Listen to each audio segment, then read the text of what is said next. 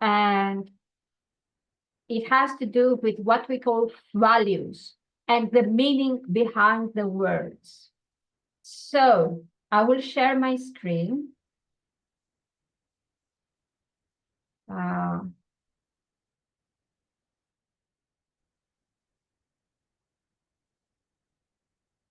With the correct line here.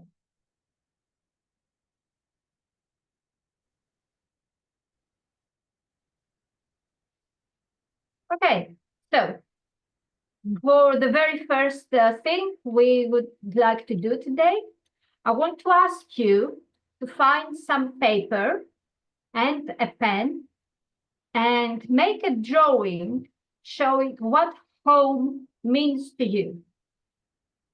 Okay, so you can draw anything you want, but it has to be a representation of what home means for you personally. Okay, it could be a building, or it could be a tree, or it could be a circle. It doesn't matter. You can draw anything you like. And after that, we will show this. You can either take a picture and put it on WhatsApp, or you can show it here on the camera. Okay. So I give you 3 minutes to make a drawing. Is it clear? I hope so.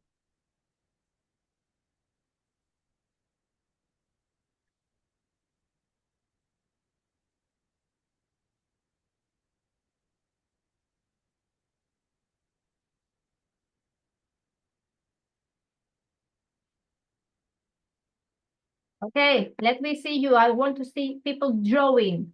Okay, take some paper, take some pen or pencil, and make a drawing. Some people, you can also play if you like. Okay, thank you. I will try.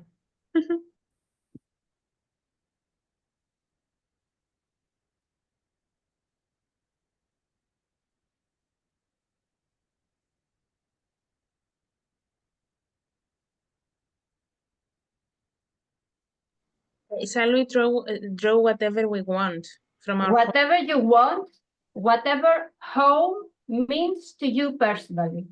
Okay. So you have to think about this.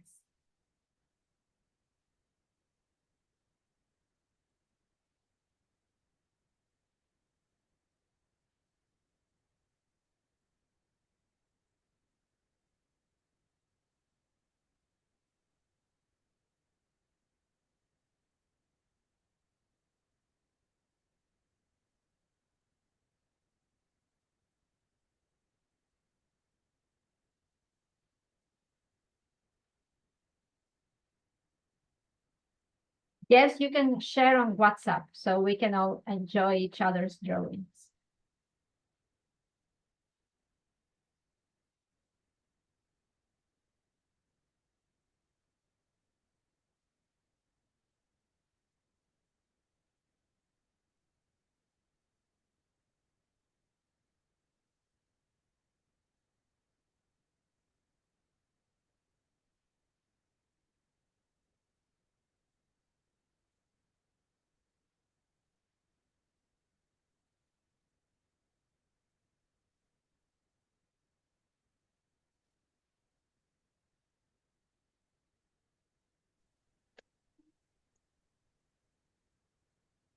Okay, when you are ready, take a picture, take a photo of your drawing and upload it on WhatsApp.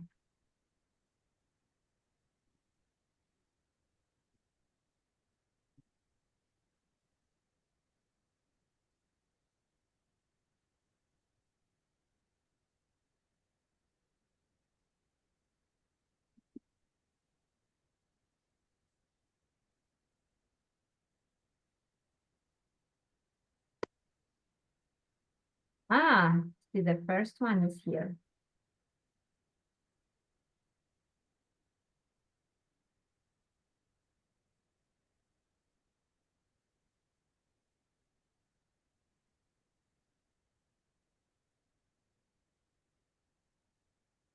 Very nice.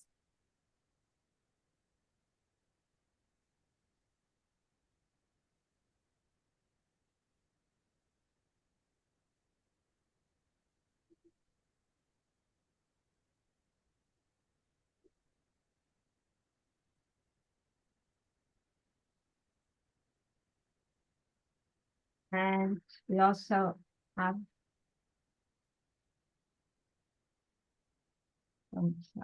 another one.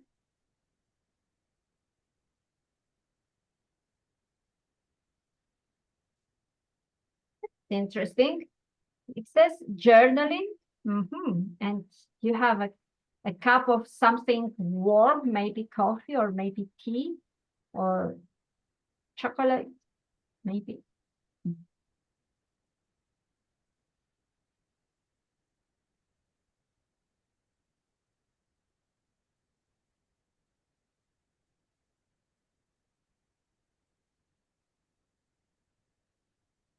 A little house before that, and a very nice shape. It's not very clear. I'm not sure I see it very clearly, but I like the lines.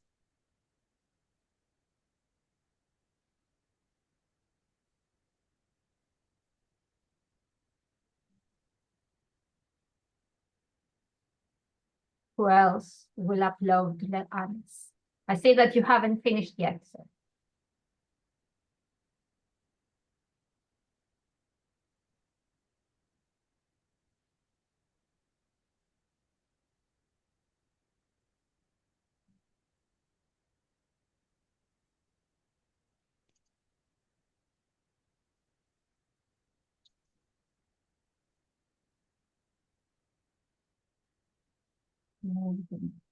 Here and here.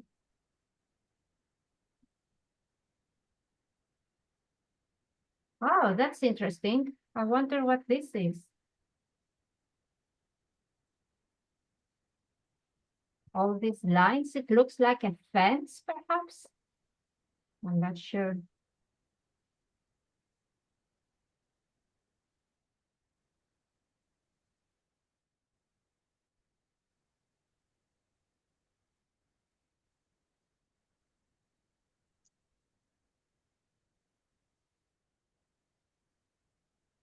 Okay, so I see that people are still uploading.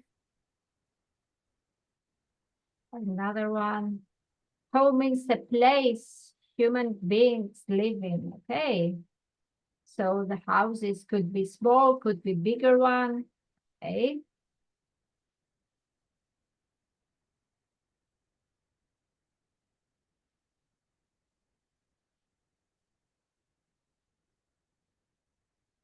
Anyone else would like to share? Lemlem, would you like to show yours on the screen or are you going to upload it?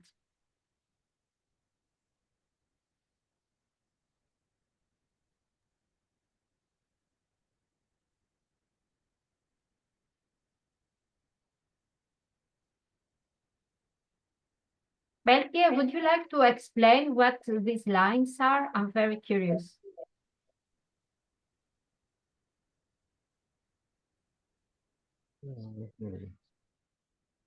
Hello, Hi. are you fine? So what is this drawing? Can you explain?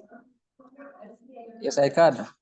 Of course, uh, I was late, and what you recommended to do was,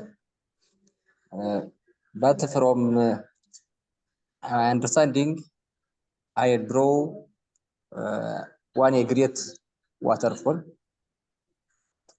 which is found near Bahar Dar, Blue Nile waterfall, which is very interesting uh,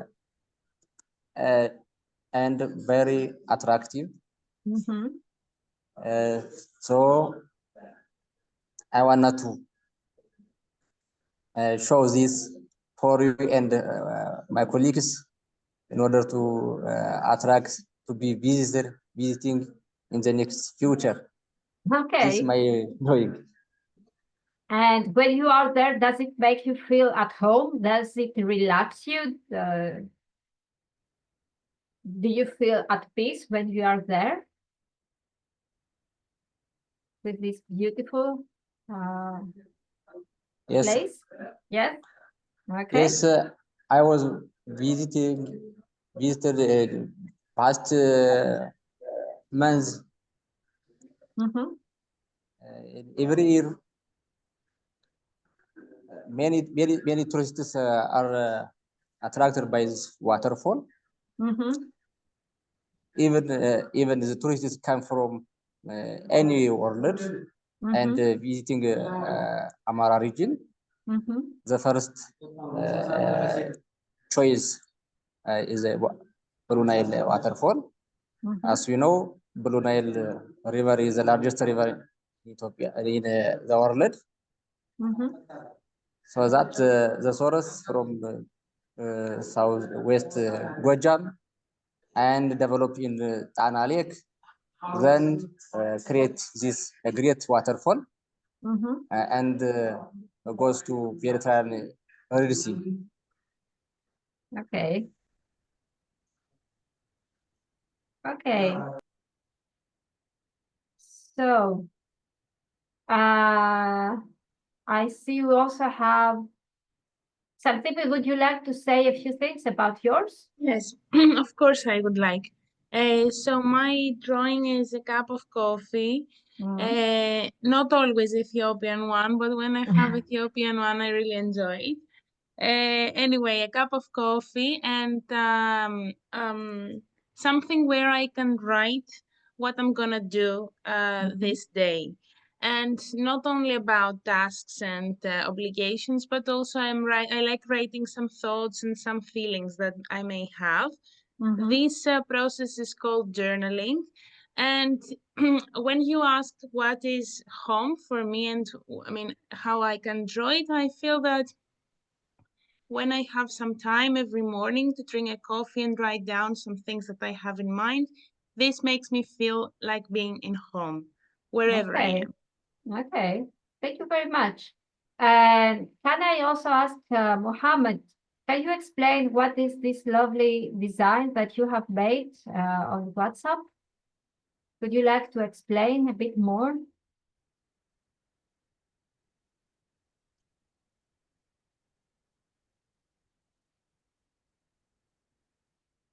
If you are here. And also Abdu, would you like to tell us a little about this nice drawing that you have shared?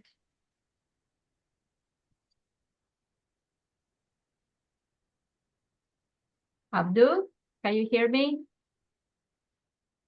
I'm not sure he can hear me. But we have new messages below. Okay, so Abraham also shared a nice photo. What is this place, Abraham? And why is it home for you?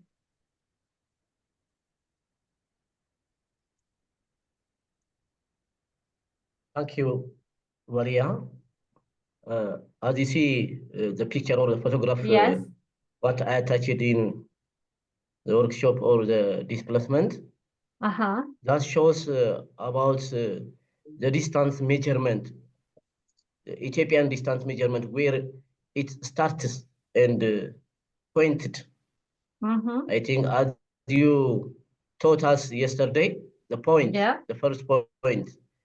The first point of the distance, that measurement of Ethiopia, started from here in Addis Ababa. Adwa 00, I think it is. The place name is Adwa 00. What I sat on the earth, as you observed or saw the circle and the star. That means the Adwa 00. Adwa 00 means the zero starting kilometer of Ethiopia from Addis Ababa to everywhere. That is the GIS and GPS location point starting from here. Okay, so this is like a symbol of what home is Ethiopia. So it starts from there. Very nice. And Magdes, would you like to tell us more about your drawing? I see it's a nice house, but I see it also has people inside. Yes. So In my tell us. understanding, okay. Yeah. Can you I tell draw us? some picture. Mhm. I'm not good in drawing, but I try to explain some information that is in Ethiopia or especially in RC. Home is a very big event. No, in the night we eat together, we play together. So I try to put this picture. Excellent, thank you. So people are also important in your understanding of home. Very good. People doing things together. Very nice. Okay, so you can see that home, although it's such a simple word, it has a lot of different meanings for everyone. Let me go back to the presentation now.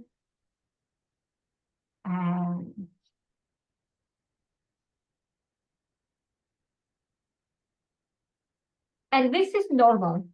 This is perfectly normal, and it happens with every word that we know, okay? So if you put on Google the word home, I used it some times ago, and it came up with this very typical United States, big houses, etc. Because AI still doesn't really understand all the different meanings of the word home. Whereas for us humans, it's so personal, it can be so meaningful. And you can see it's not always about the house, it's also about the people. It could be about our homeland. It could be about a habit that we have and that we love and that it makes us feel at peace. It could be a park in nature, like the waterfall. Okay, so many different things, so many different meanings behind the word home. This happens because every word is connected with images, but also with stereotypes and with values that we have. So it gets a different meaning for each one of us. Let's play a game, okay? So I'm going to show you some words here on the left side. You have spider, turtle, sea, forest, and octopus. And on the other side, you have pleasure, scary, danger, food, and under threat. So let's try to use a new training tool. So I would like to ask Stelina if she can share the whiteboard with us. You see here, we have the same words as before. And what you can do now, we can all do that. You can go on the left side and press the little line. And this will give you the opportunity to draw lines yourselves. Okay, so you can all see Stelina's whiteboard now, okay? And you can choose the line to put between any words with the one on the left side, with any word on the right side. For example, if for me spiders are something scary, I would make this line, spider with scary. Is it clear? And you can make any connections you like. Pick the little line on the left side and start connecting the words the way it makes sense to you.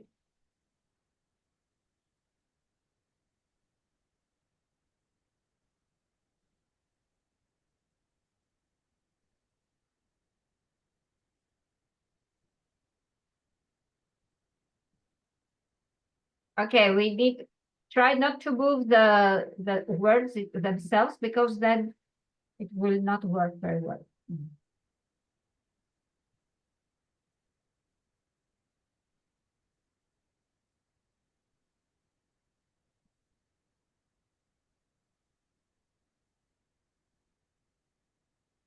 So you have to pick the line. You have to go with your mouse on the left side, pick the line.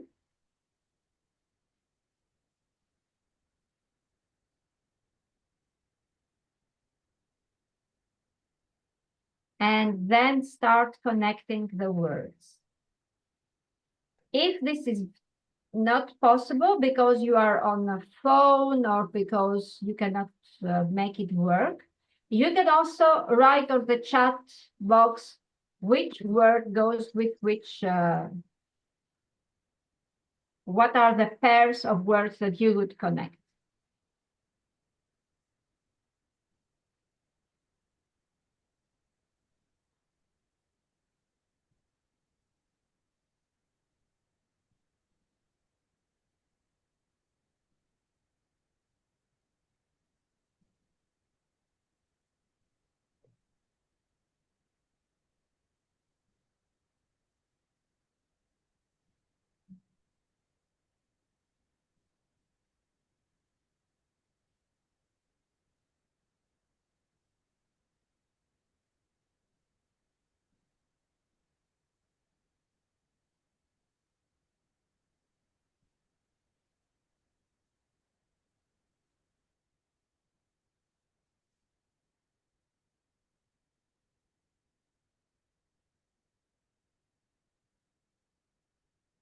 Valia, sorry.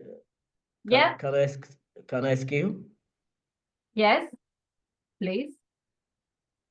Can you define maybe octopus? What octopus is? Is that the spiders looks like? Octopus. The meaning octopus. Octopus, yes. Okay. So you're right. I should have explained this. Octopus is an animal that lives inside the sea and it has 8 legs. It has a big head. It's supposed to be very, very intelligent. And if you don't know what octopus is, just don't connect it with anything. And I will show you a picture after that. It's in some countries, octopus is something like food, so you can eat it. In some other countries, it's just for pleasure to see, like an animal. It's not very easy to find it inside the sea because it knows how to hide behind the rocks. And it's, yeah. It's very impressive because of all the legs that it has. I will find the picture to show you.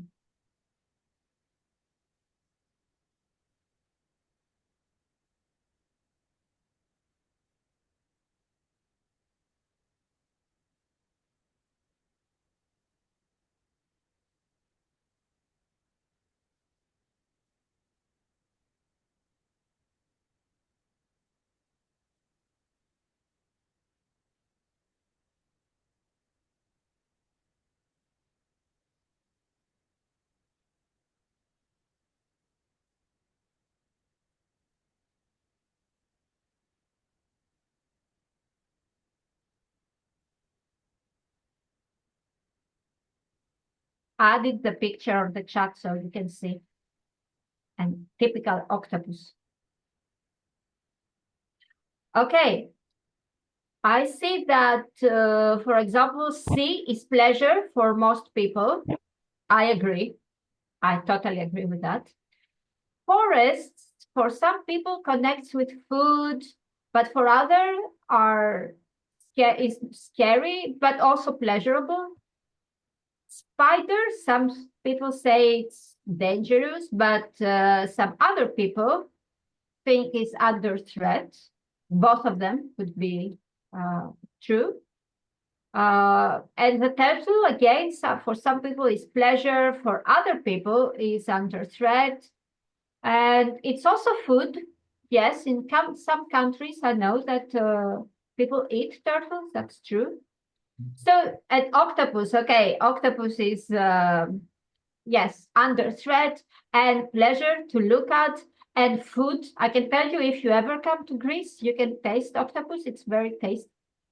And but also scary for some people who are not familiar with that. All these legs could be scary. You see, once again, same words, simple words, and have different meaning for all of us. So, Stelina, thank you very much. We can stop sharing the whiteboard. We will save it. Why does that happen?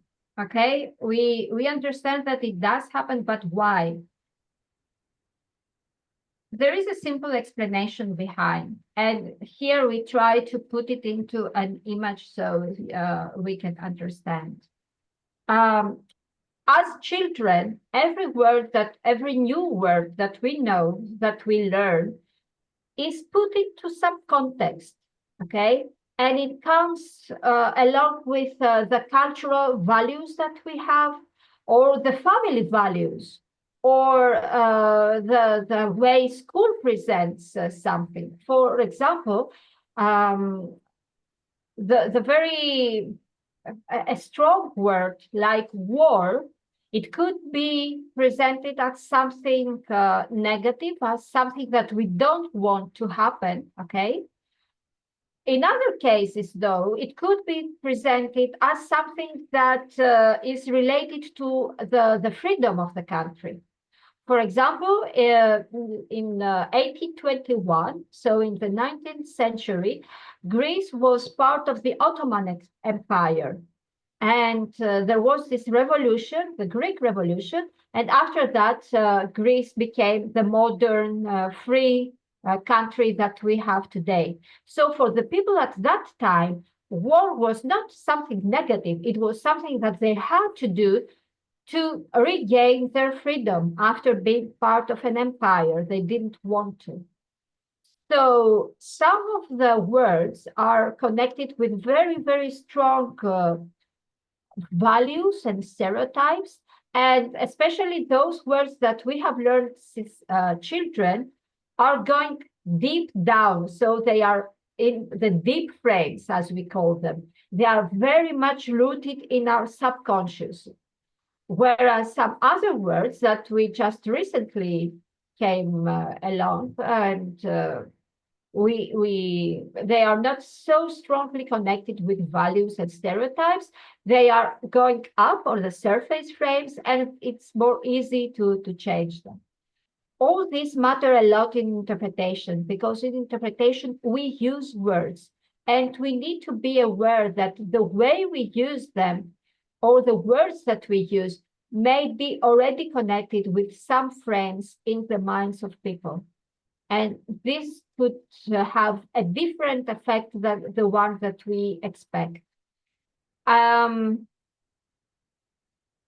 Okay, I will, just a minute, I will show you now something, but I need also to share the sound for that. So let me go back.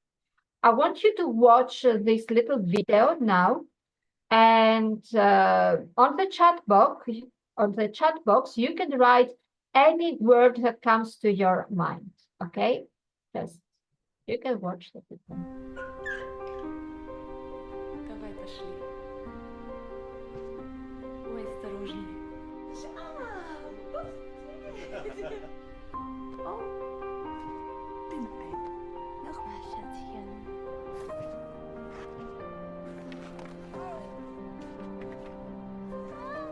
Here we go. I know, it's cold.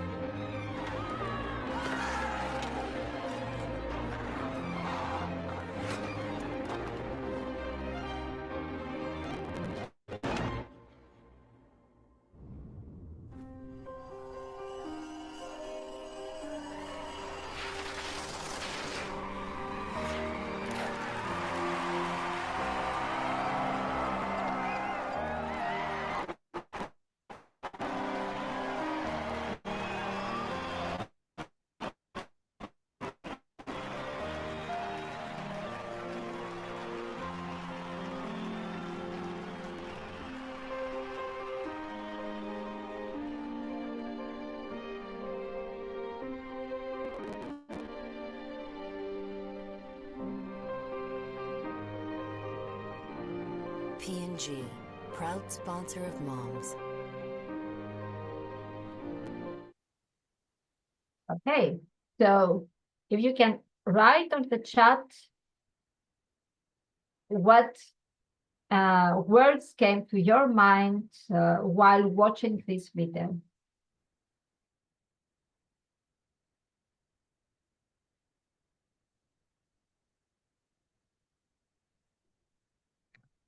Baby toolkit, how to train the baby. A baby, yes. The baby toolkit, I think.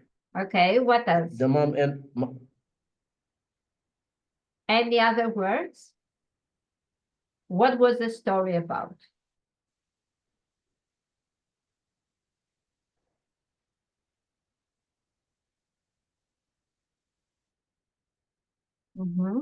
Life cycle, okay. Mom is the first teacher for her son. Okay. Thank you. Anyone else? Babies and play, okay. Training, yes. I think it shows the life cycle of people from the childhood to the woman stage. Okay. How people can grow, how people, and finally, every individual has their wish from the childhood to the. So this video shows that the baby has reached into its wish. Because we have seen a sport activity. So this is what she wished from the childhood. So we agree it's about growing up. It's about how babies learn, how babies play, and then how they grow up and they still, what starts in this childhood age, they also go as grown-ups. Dalbala says the video is not clear. I'm not sure if you mean the quality or the story. Sartipi says it's about care and love and family, the personal journey, as you said, growing up from childhood to adulthood. Success starts even from the very early age if you want to achieve something and put all this effort. Thank you, Melke. Okay, so it's very interesting because this video, obviously, it was not made in Ethiopia, okay? And obviously, it was not also made in Greece. And yet, when we watch this story, we still understand more or less the same things, okay? I have shown this video to people from around the world, and they still understand the same story behind. This happens because people, when they make commercials like this one, use what we call the universal concepts. So the universal concepts are, we also said about it yesterday, are simple words that are found in the core of a human's life. And they have the same meaning, more or less, in every person around the world, like the word family, or death, or unity, freedom, shame, suffering, hunger.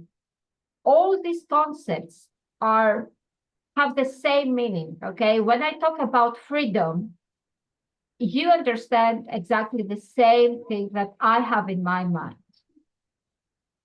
When we use this in interpretation, it's a very good way to make our interpretation relatable to the people listening to us. If we use stories about universal concepts, if we use examples containing universal concepts, then it's very easy for the other people to understand what we are talking about, okay? A strong story, a strong narrative about suffering will touch me even if I come from Greece, even if I don't know much about the history of your country, if you present your history through such universal concepts, then it's for sure it's going to touch me. So in interpretation, it's very important to keep in mind and to use this universal concept. Okay, let's try this one. You see this picture, okay? This is from a camp in Greece. One of these boys is my son. So I want you to take a look and write in the chat box any universal concept that comes to your mind when looking at this picture.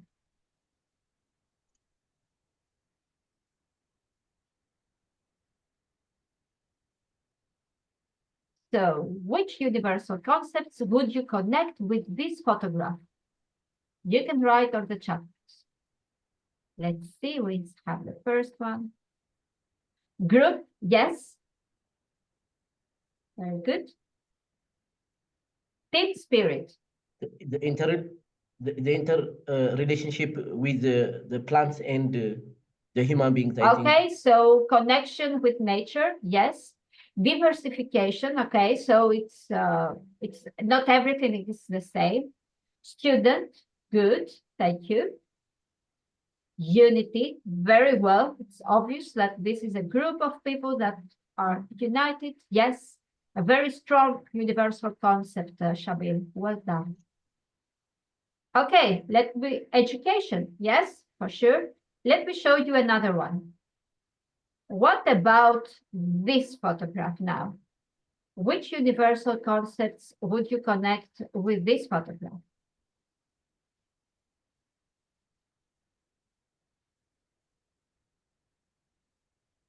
Research, okay. Trip, yes. Family, it could be family for sure. What else? This is in Mongolia, so you taking the photographer wants to take the long image. Okay. The long image, I think. Yes, yes, because it has a big lens. Yes. So design, looking at something. Yes, so how can we say looking at something as a universal concept? Perhaps admiration or focusing on something. Yes. Group of people that can share what the problem face on. Yes. A field trip, beauty, admiration. Yes. Environment for sure. Life things. Yes. So life itself is a universal concept. Happiness, yes, Shabil, very good. Imagination, then thank you, Belkia. Okay, let me show you another one. Here, which universal concepts would you connect with this picture from Syria? War, disaster. Yes. Sorry, Abraham? War, disaster. Yes, war, disaster, for sure. Instability. Earthquake. Earthquake, yes. Of course, that ballad could be earthquake as well. Devastated by war, yes. So devastation, one universal concept, war, another. Very good, guys. Okay, and the final one. Biodiversity, I think, Tulu, this is for the previous one, probably. Okay. So what we do now, we will work in groups again, like yesterday. And you will have 15 minutes. And I want you to think of at least 3 different universal concepts that you would connect if you had to interpret the picture that I'm going to show you after. Okay, so you will have to think of 3 universal concepts. I remind you that universal concepts are strong words that can be meaningful, can be understood from everyone around the world, okay? So if you had to talk about the baobab tree, And if you had to talk about the eagle, and if you had to talk about the pyramids, which universal concepts would you connect with the pyramids, or with the eagle, or with the baobab tree, and why? We will split in groups, and you have 15 minutes to discuss and decide 3 universal concepts for any of these phenomena. Just pick one. And also, when you come back, one person from the group will explain the universal concepts that you chose, and also why. Why did you choose this? What were the reasons that made you decide on this concept? Okay, so if we can have the guidelines, please, Selena, on the WhatsApp, and also this image and this image, and also this image. Okay, so each group you can select one of the photographs. Is it clear? Any questions? Okay, and we have 15 minutes for work. So good luck. Can I ask? Yes. To secure that Selena took the pictures. Yes. Yes, I took them. Perfect. Okay. Okay. So I'm going to stop sharing. And good luck with your work, guys. Make sure that you communicate with each other who is going to present when we come back, okay?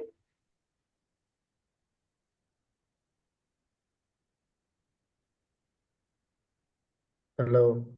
Hi. We are ready to go into the breakout rooms now. Do you have any questions before we leave? Okay, then we can go. Okay. And summarize it. Good. Yes. Which photograph did you choose? Yeah. 3. Pyramid. Okay. Pyramid. Yes. We connected with universal concepts. Yes. The first is with civilization. Good. First is civilization. Yeah. That civilization is made by Egyptian during ancient period. The second one is with creativity. Okay. Those instruments or these maps are doing by creative guy. The act of creation, the act of artists. The last one we connect with spiritual. Which is the third one? History. Spiritual. Okay, spiritual, yes. Great. This term concepted with spiritual. It is made by Pharaoh to the Pharaoh. After they pass away, maybe they are live. Excellent. Because of this, it is universal concepts. Very good work. Thank you very much, this group. So civilization, creativity, and spiritual. Very good for the pyramids. Thank you very much. Melkia, you are representing. Let me add one point. Hello. Hold on, Tilahun, it's Melkia because he had raised his hand. So Melkia, go on. Okay. Thank you.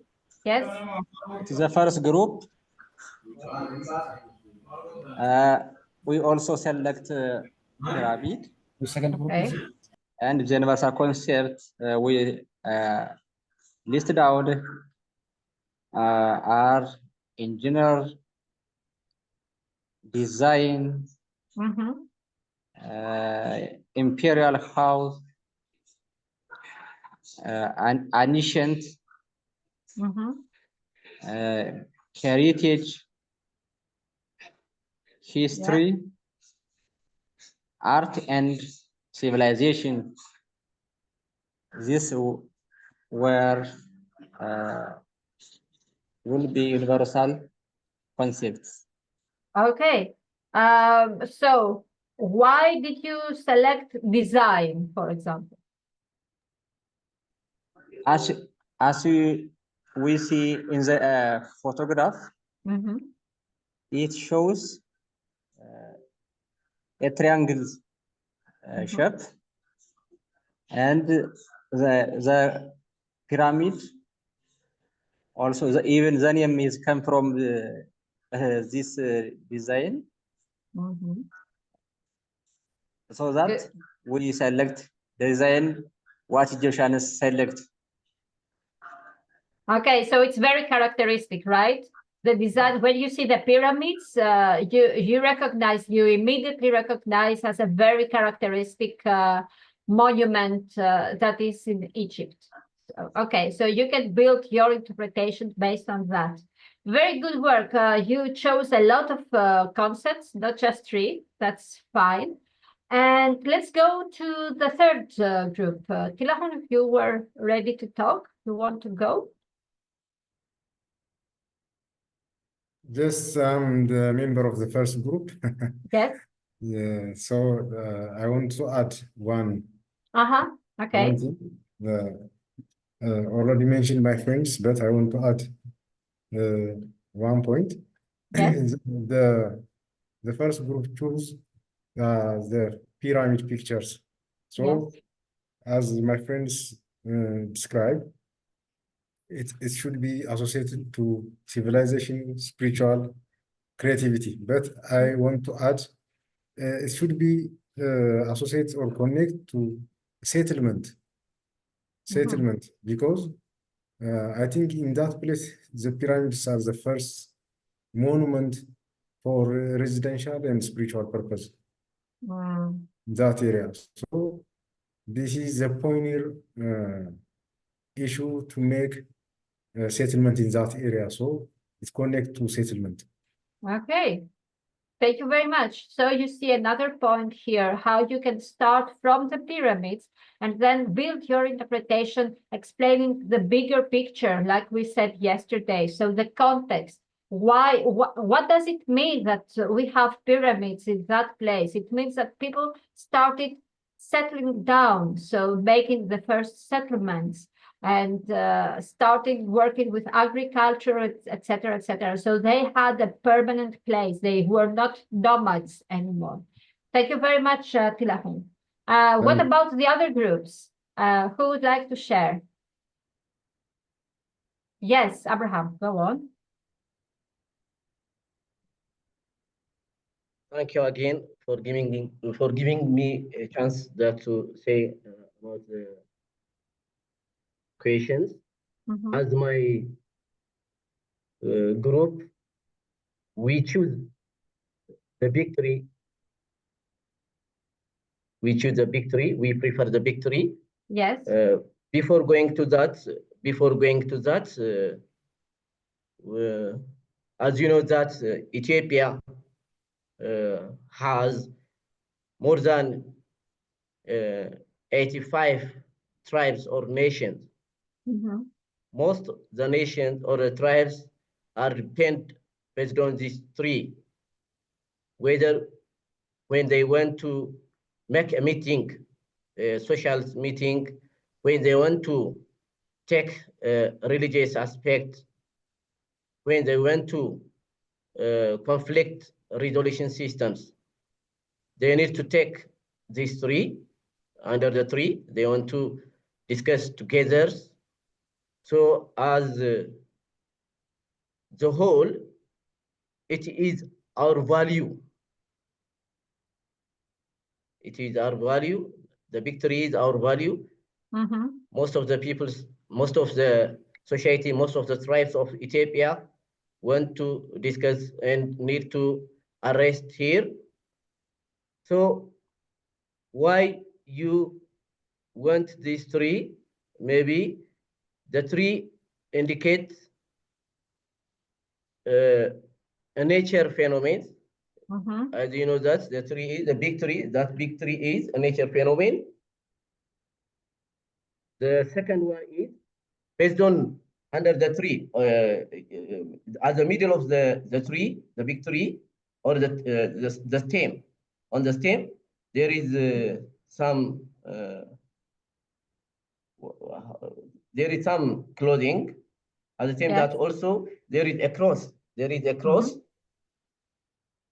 So this is indicated about the religious aspects. Those people want to take their own believing or belief systems, want to discuss here.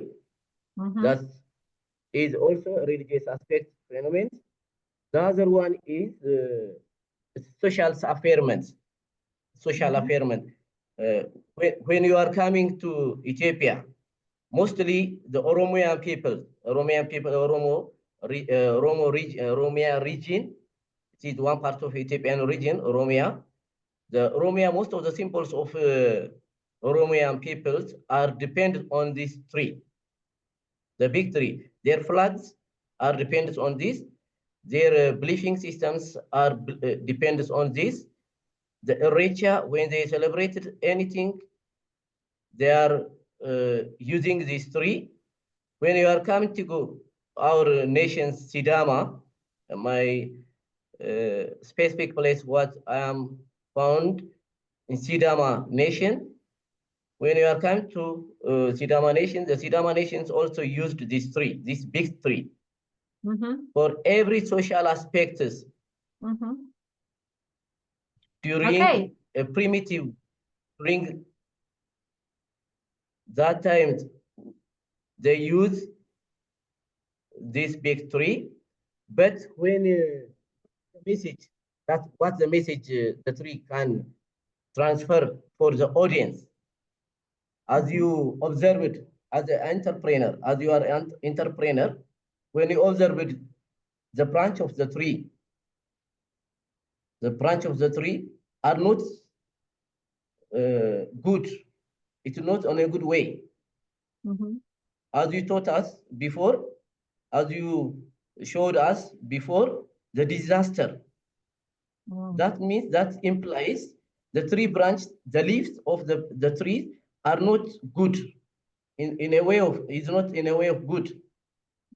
This implies the nature disaster is coming. The nature disaster is coming. That means that's resulted the global warming. Global warming effects. So as my group, we prefer or we choose this big tree. Thank you, Walia. Thank you very much. Okay, very interesting things, because usually one would expect when you see the tree that you talk about nature, okay? A lot of things to talk about. However, your group brings up, and you brought up a very interesting, different perspective, that you can talk about social things, the social life. For example, you could connect the tree with celebration, because if I understand correctly, it is customary, it is usual for the people to celebrate around the tree. Or you could also mention justice and build a narrative about justice, because, as you said, it was customary for the people who would be the jury, let's say, or the judge, to sit under the tree. So you see, you can start from something, but build a very different narrative that provokes people's attention, that creates new ideas and new understandings, okay? Or even talk about climate crisis, as you said, talk about disaster and global warming, etc. So many different narratives to talk about using the same phenomenon. Thank you very much. And we still have one group left to share. Who would like to talk?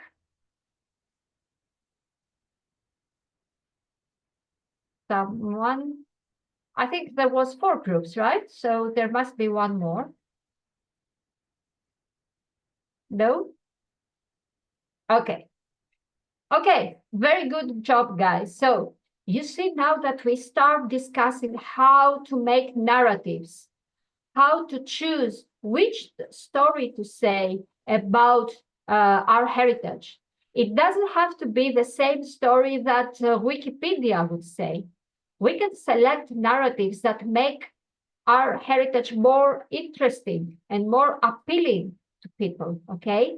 And for sometimes we need to go to think outside the box, not follow the usual narrative that we have always learned to talk about, okay? Create something new, something that will be appealing, something that will be intriguing for our visitors, okay?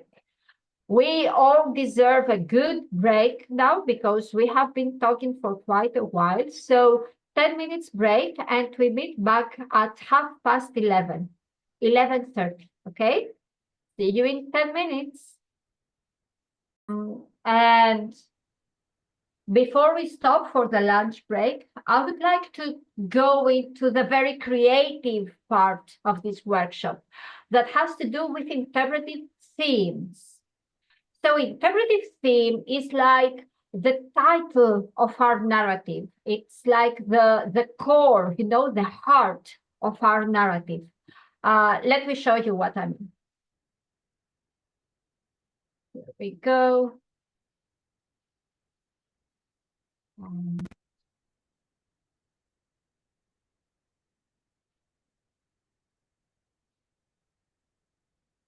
So we already said that interpretation is not just about facts, right? It's about narrative. It's about meaning. And what we try to do is invite visitors to find what meaning heritage phenomena have for them. I will explain once again. I use the word phenomenon like we would like a heritage element. Okay, so the tree is a phenomenon. The pyramids is a phenomenon. The eagle a phenomenon. The custom, so intangible heritage, is also phenomenon. Okay, so anything that I want to present, to interpret, is what we call heritage phenomenon, or in plural, heritage phenomena. So remember the 4 A's from yesterday? We are dealing with the third one, how to offer paths to deeper meanings. As you saw before with the exercise we did, talking about the pyramids, for example, pyramids could have so many different narratives to say, okay? So many different stories. And it's best to, every time that we interpret, that we stick only to one of these stories. Otherwise, it will become very overwhelming for the visitors. It will be too much if we try to include all the stories, all the facts in just one narrative, in just one interpretation. So every phenomenon has all these stories, all these messages. But as interpreters, we need to select one of them, and this will be our interpretive theme. This will be the narrative to choose. Next time, when the visitors comes again, then we can select another theme to say another story about that same phenomenon, about that same heritage, okay? This is very good because it means that people have an incentive to come again and again and revisit our sites because they know that every time they come, they will hear something new. They will learn something new. Okay, let's take this picture as an example. You see what happens here? This is a real picture. Actually, it's in the national park where I used to live and work. There was this big fire. It destroyed like 85% of the whole forest. It was burning for 17 days last summer, and it was a big disaster. So if the forest could talk, what would he say to us? In one sentence, if you can write on the chat box, if the forest could talk, this forest, what would it say?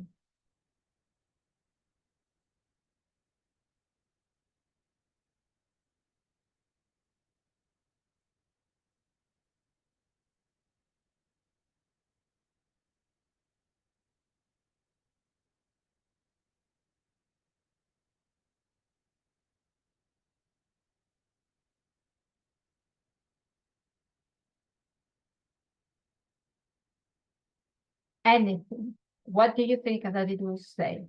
Yes, destruction.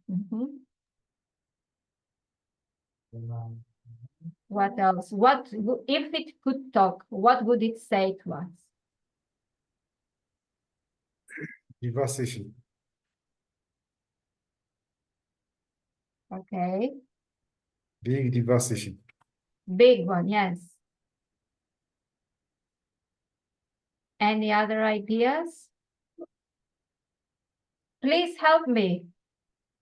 I am your life. Yes, very good.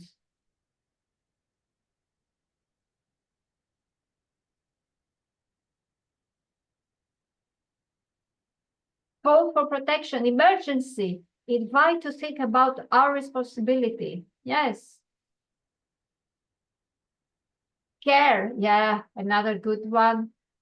You need to care for me, maybe the forest would say.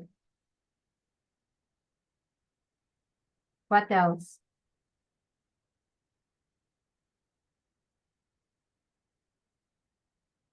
Okay, if you come up, yes, go on. Call to reforestation. Good. Okay, so the interpretive theme is the narrative that we choose for our interpretation. It is like the theme of a song, what we remember the most. You know, sometimes when there is this song or this music that it plays in our heads again and again, usually it's one part of the song that we keep remembering, okay? So this is exactly like the interpretive theme. It is the part of the whole story that will stick to our heads. When we try to develop the theme, we try to put it as a full sentence. And to make sure that it will easily connect with our visitors, it has to include the universal concept. Like, for example, what we said before. Let me see the chat again. Please help me, I am your life. The forest calls for help because it's part of our lives. Has the word help inside, which is a universal concept, and also life. Or if we use care as the universal concept, a full sentence could be forest and human beings care for each other. So human beings have to care for the forest, and forest offers a lot of things to the humans. Here are some examples of interpretive themes from other workshops. This mountain hut shows the continuity of life and traditions. So you see there is life inside, there is continuity as universal concepts. The river announces the beginning of life on Pellister National Park. It talks about change, about birth, which are also universal concepts. One tiny seed contains a wonderful tree. Again, a narrative about birth, life, and love using the seed of a tree, right? This folk song gives pleasure and bonds different generations together. A nice interpretive theme about intangible heritage, an intangible phenomenon, a folk song. And finally, this fountain has quenched the thirst of local families for 3,000 years. Okay, so how do we know if our interpretive theme is a successful one? Many years ago, it was around the 60s, this book was published, Interpreting for Park Visitors, and the writer said that at the completion of any interpretive presentation, the audience should be able to tell you what was said by summarizing it in one sentence.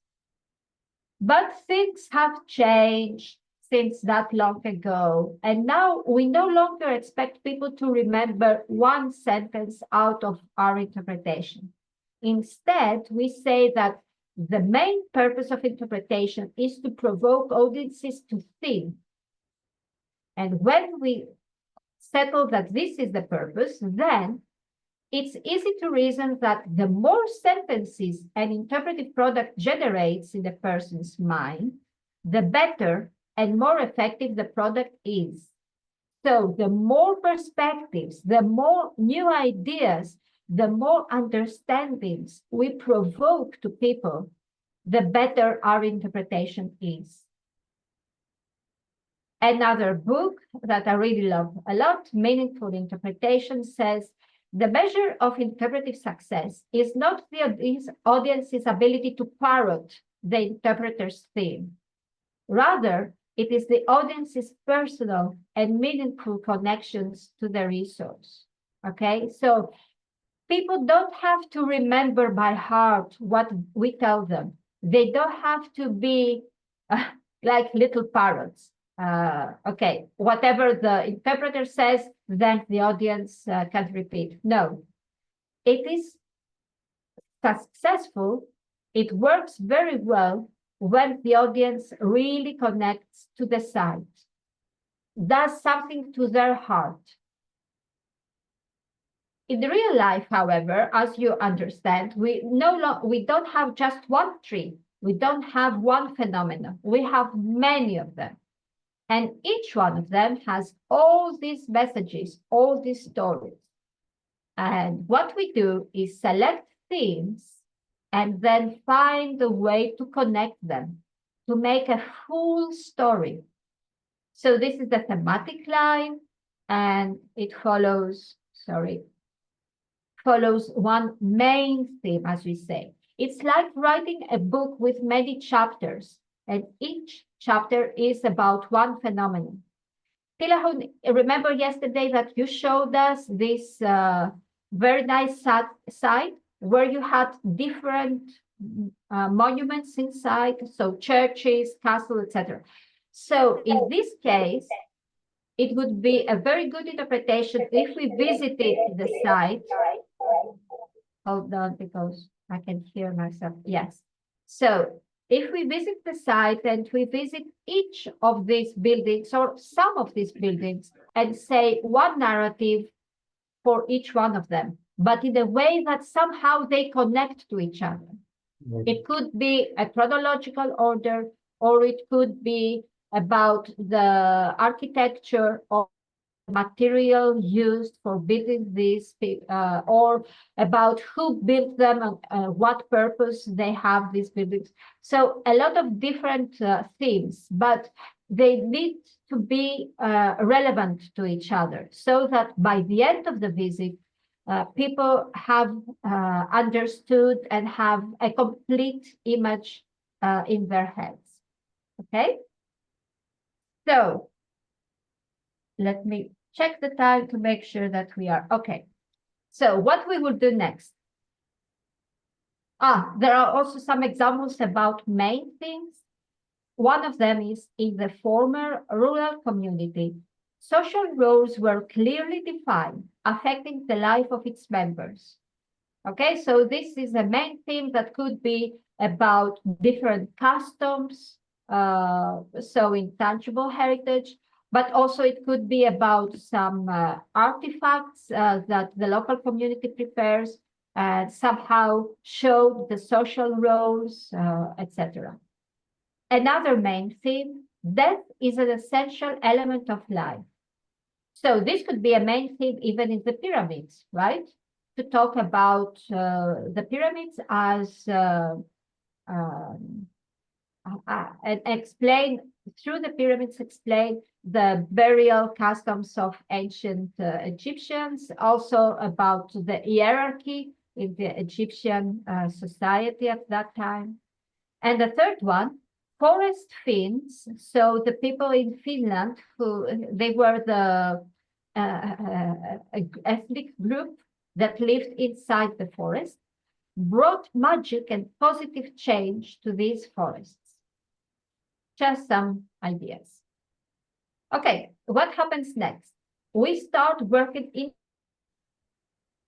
I want you to choose one object that is personal or family heritage. So you can look around, you can look into your bag, you can search on your desk to find one phenomenon, one object that is really heritage for yourself or for your family. Okay? Can you do that?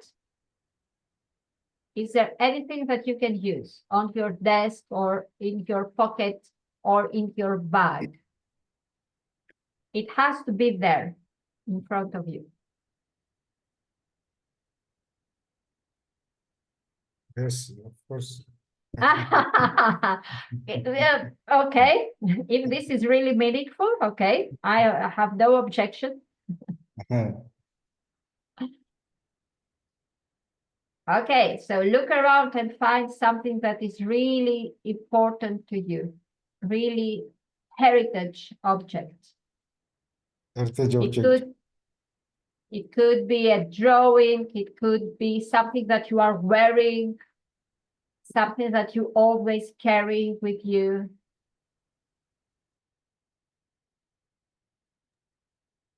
And I think you need to show heritage object. okay, for me, a heritage object I have on my desk Okay, is good. this shell.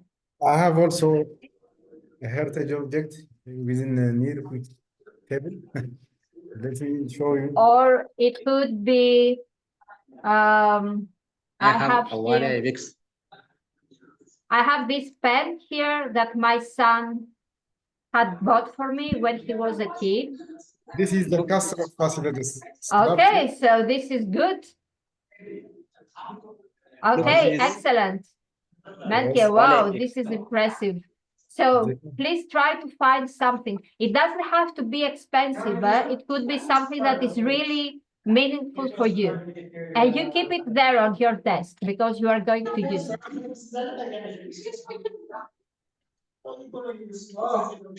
There is also Okay. an object which represents the Good. rock of Lalibela. Good. That's very good. This is also the other object which represents the rock heaven churches of Lalibela, one of the rock heaven churches. This side, Beta Georgis. Okay. In Lalibela. So it's said to be Beta Georgis. Good. Okay. So another example, this could be a cup that is really, that you really love drinking your coffee inside. Tilahur, you will have to choose one of them, okay? Which one you will choose? This is my choice. This is your choice. Okay, good. So after you have found, I want you to take a paper and a pen and write one sentence about this object, explaining why this is important for you. Okay. Okay, try to write one sentence. So, for example, I would say, this cup brings memories and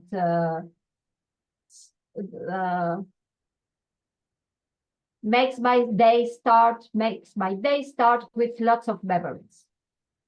Something like that, okay? So you write one sentence why this object is important for you. And you keep it, you do not say it out loud, you just keep it on the paper.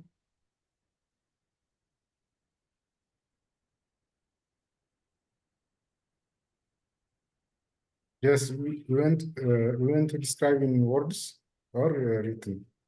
Written. Written.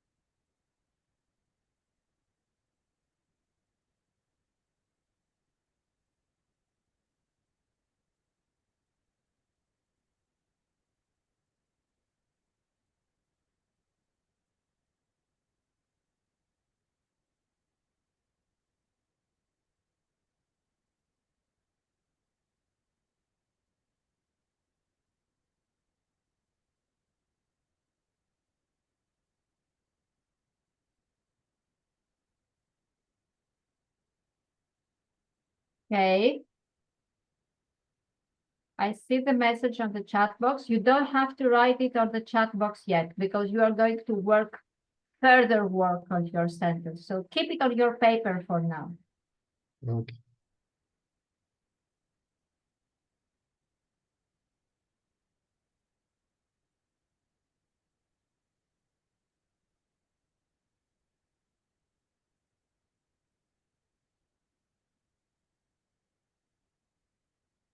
Make sure that the object that you chose is something that you have on your desk. You need to be something very specific, that you have it there in the same room with you.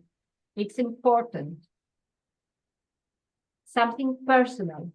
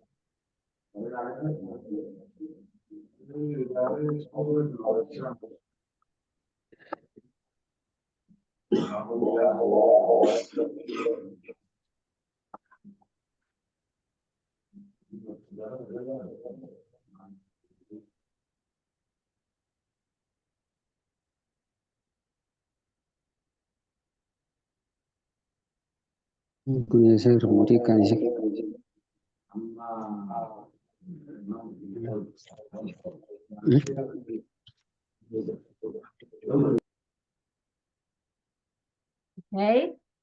Now, yes. Look, remember what we said before about universal concepts. Okay. I want you to take a look at the sentence you have written and try to make sure there is a universal concept in that sentence. It could be any of these words or any other word that is meaningful for everyone around the world. A simple word. Don't think about scientific jargon, okay? Simple words that are important for every human being. And try to include one of these words inside your sentence. Maybe you need to rephrase your sentence so that it also includes one universal concept.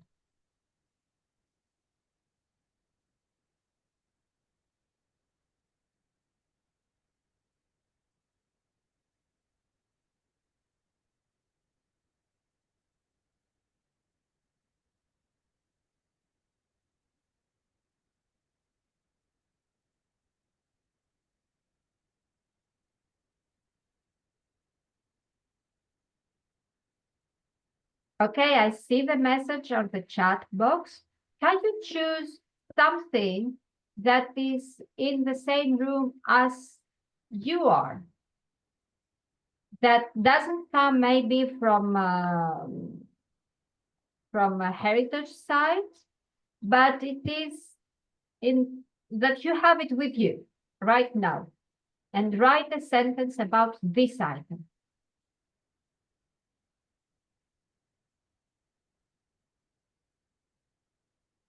And the universal concept has to be inside your sentence, okay? Not outside. It has to be part of your sentence.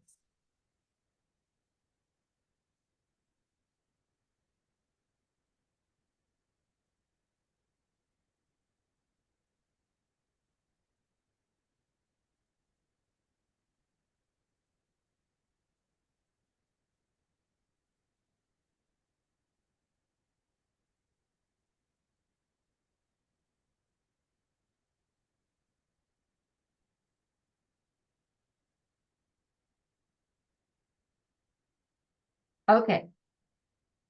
Before we stop for our lunch break, what you will do is take a photograph of your object and together with your sentence,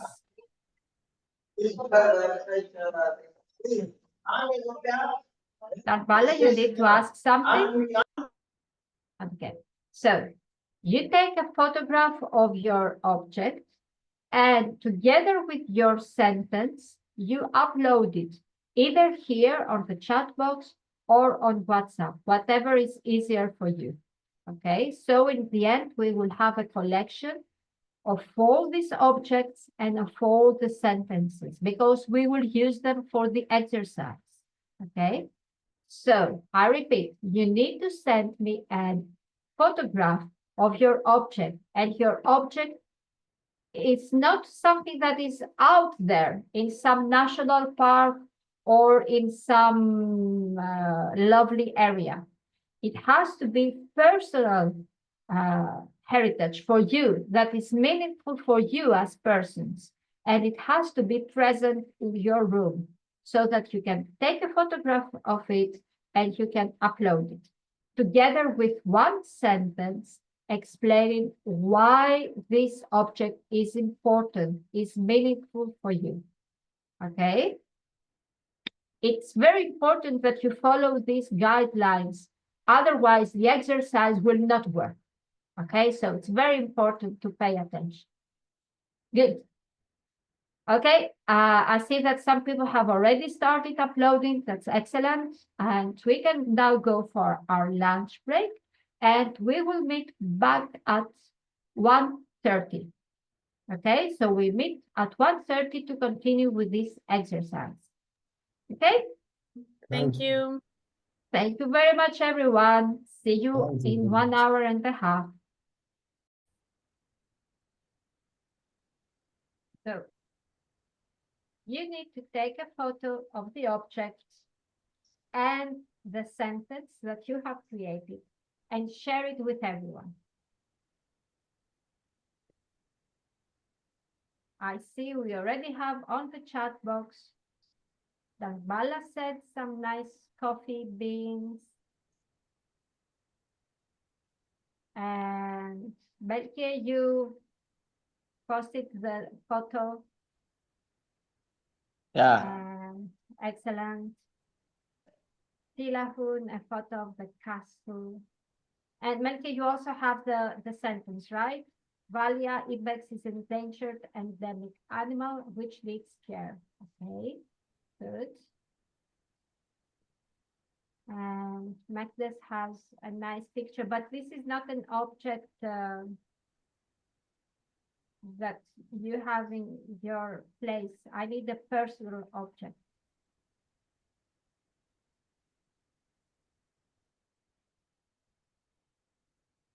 Okay, and I'm not sure Dambala is back yet from the break or not. I don't see him here. But more people are entering now, so let's see.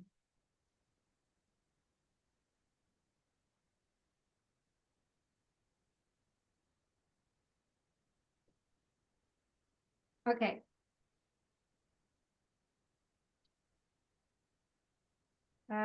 Safifi, shall we wait?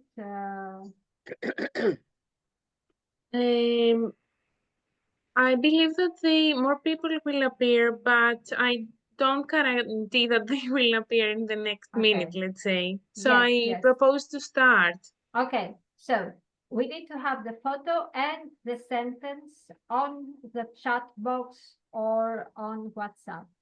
I see another one. Yeah, okay, Abraham, what is this? I think it is the current situations which is happened in American, the Great American Washington DC. Okay. What we call it is Los Angeles, the Los Angeles wildfire causes reflected from the sun. But we need a photograph of an object that is personal heritage to you. So for this exercise, maybe it is the current phenomenon. Yes, but we don't need a phenomenon from around the world. We need something, an object that is personal to you, something that is really valuable for you, that you have, Thank you. it is your object. Okay, so if you can take a photograph and write a sentence about an object that is personal to you, like I showed before, you know, like my cup, or like a pen. It could be a pen, or it could be something that you have picked up from nature and it's valuable for you. Or it could be like music that you like to listen. Well, yeah. Or this, yes. Exactly, Matthew, thank you.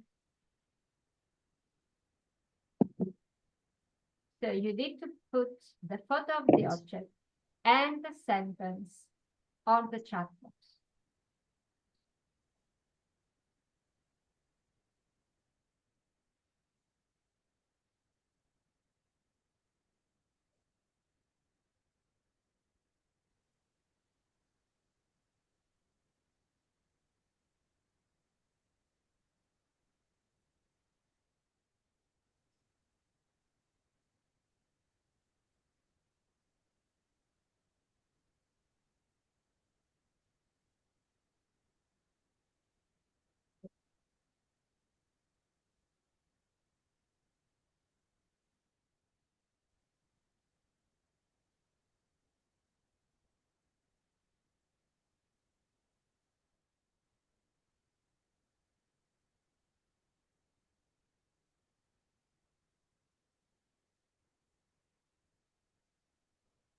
Okay, so we are, how many people we have? 10 participants at the moment. 7, okay. We can still work in groups. And what you will do is you have to observe all the photos. Sorry, my mistake. You have to observe all the photos of the objects and all the sentences that you have written. And more things have come up. Okay, so this is, yes. Haramara Mountain. Okay, you have to write why this is important for you in one sentence, okay? Not just the name of the place, but why this is important for you, okay? Write it in one sentence, Abraham, and put it also on the chat box. So, in groups, you will observe all the photos of the objects and of the things, and you have to decide if you had to put them in one group, what would be the main theme? What would be the title of this exhibition, okay, of this visit? Or if we could put them in a museum and make an exhibition out of these objects, what would be the title of this exhibition? Okay, so I explain once again.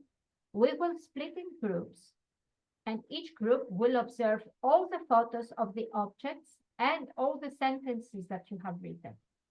And you will try to think of one exhibition, let's say, that you would make, putting some of these objects together. Maybe you can put them all together, or maybe some of these objects cannot be inside this exhibition, okay?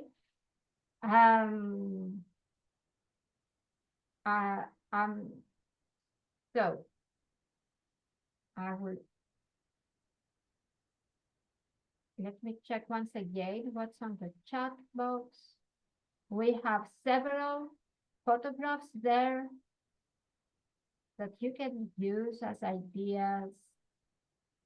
And we also have some sentences about these photographs, okay?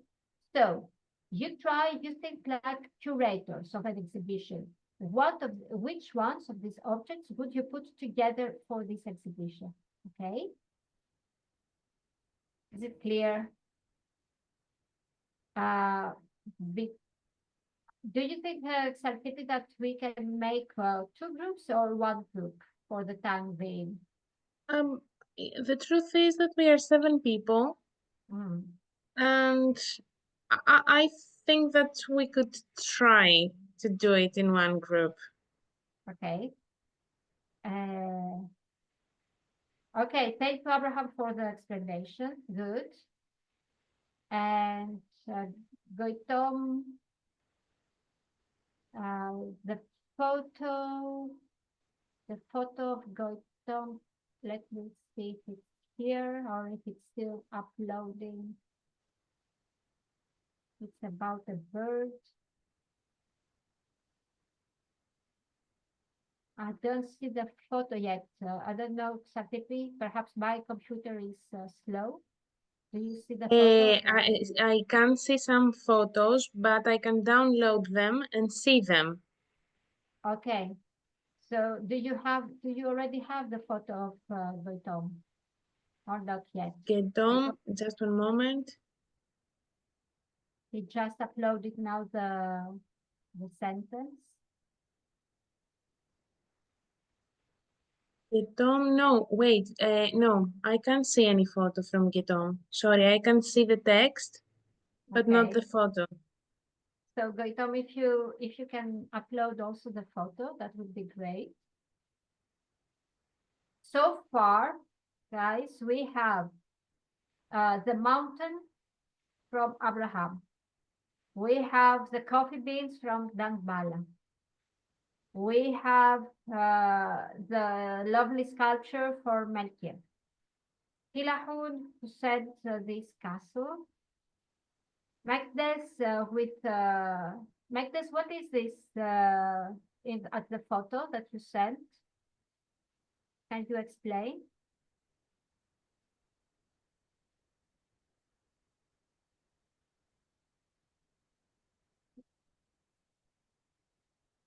Let me see if there are some.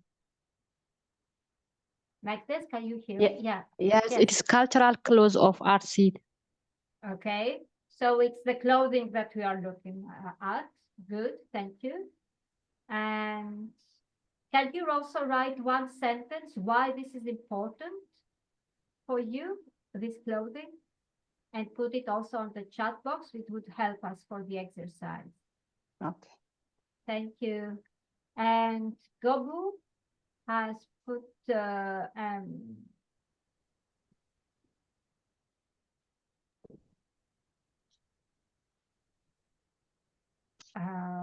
picture from Boki Makadu, if I read it correctly. And Tulu says about the Borana forests. Okay, so. Okay, so Magdes explains that's the cultural clothes of Arsi. Good, and it's the photo once again. And we have the bird missing, but okay, Goitom explains it's a species of in the Tigray region in the Raya Valley.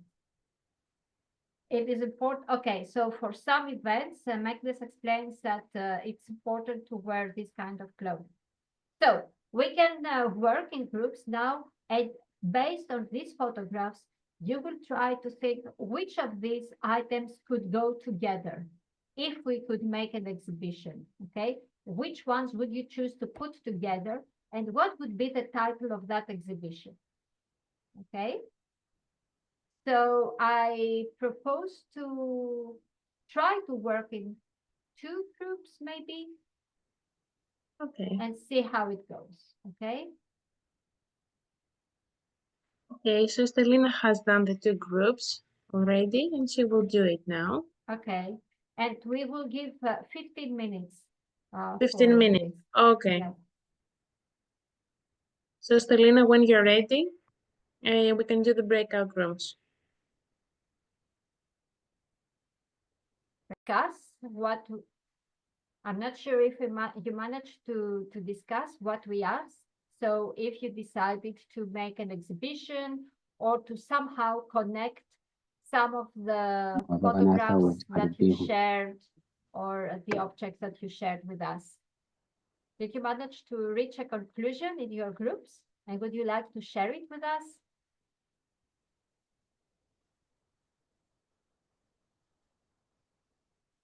Yes, Melkin. Thank you very much. Okay, si wata tokko kan kaansi tin kenni. Please mute. Okay. Sorry, can I continue? Yeah. Go on. Our group are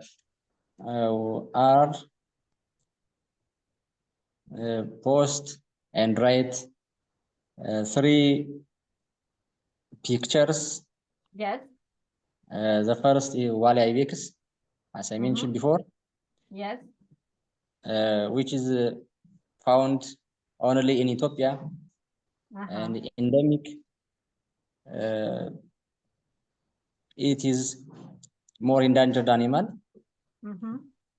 It needs care and it a means of income. A tourist continually flow to Sami Mountain National Park to enjoy with Walia, to watching it, and it is a means of currency. Foreign and domestic tourists flow to Amara region for the purpose of visit Walia. So we select Walia for this purpose as a picture for this training. And the second picture, Halala Kella in Amharic, Kella means wall. It is a wall during the war. A person, a king whose name was Halala, built for secure purpose. It covers 2,225 kilometers square. Even it has 7 rows to enter to a wall, and even 2.5 out to 33 meters height. It is the largest wall in South Nation and the nationality region. And the other picture, what we select in this exhibition, as you say, exhibition, Capicho is a coffee we originated from Ethiopia, specifically in Kaffa region, Kaffa zone. So to signify the source of coffee, we select Kaffa coffee. This is our exhibition materials. If you need, if you want, you can enjoy with us. We invite you to visit. Absolutely, I would come. But my question is, what would be the title of this exhibition? How would you connect these 3 things together? Have you thought Nature about that? and a beauty of nature and culture. Okay. I would visit that exhibition for sure. It's very appealing, a beauty of nature and culture. Okay, thank you very much. What about the other group? Did you manage overcome all the technical difficulties and reach a conclusion? Which pictures would you put together? Yes, go on, Gobe. For me? I see Gobe has raised his hand. Yeah. Okay. Thank you. Thank you for the invitation. We select the cultural costume with Magdas. Magdas shared it, and unfortunately at that moment I couldn't share mine, and we work together and we share cultural costume. One of the representative in this Ethiopia nations and the nationalities among Oromo nations. This cultural costume express the beauty, the connection we have with nature, and what people want and what their ambition and the way they have with peace. For example, the women hold a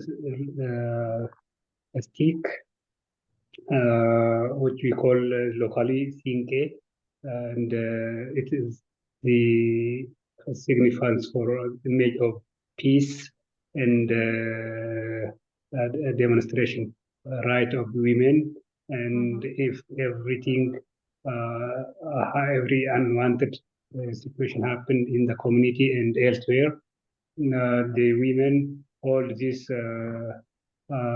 tiny stick and wear their cultural costume and come to the field and express their their situation.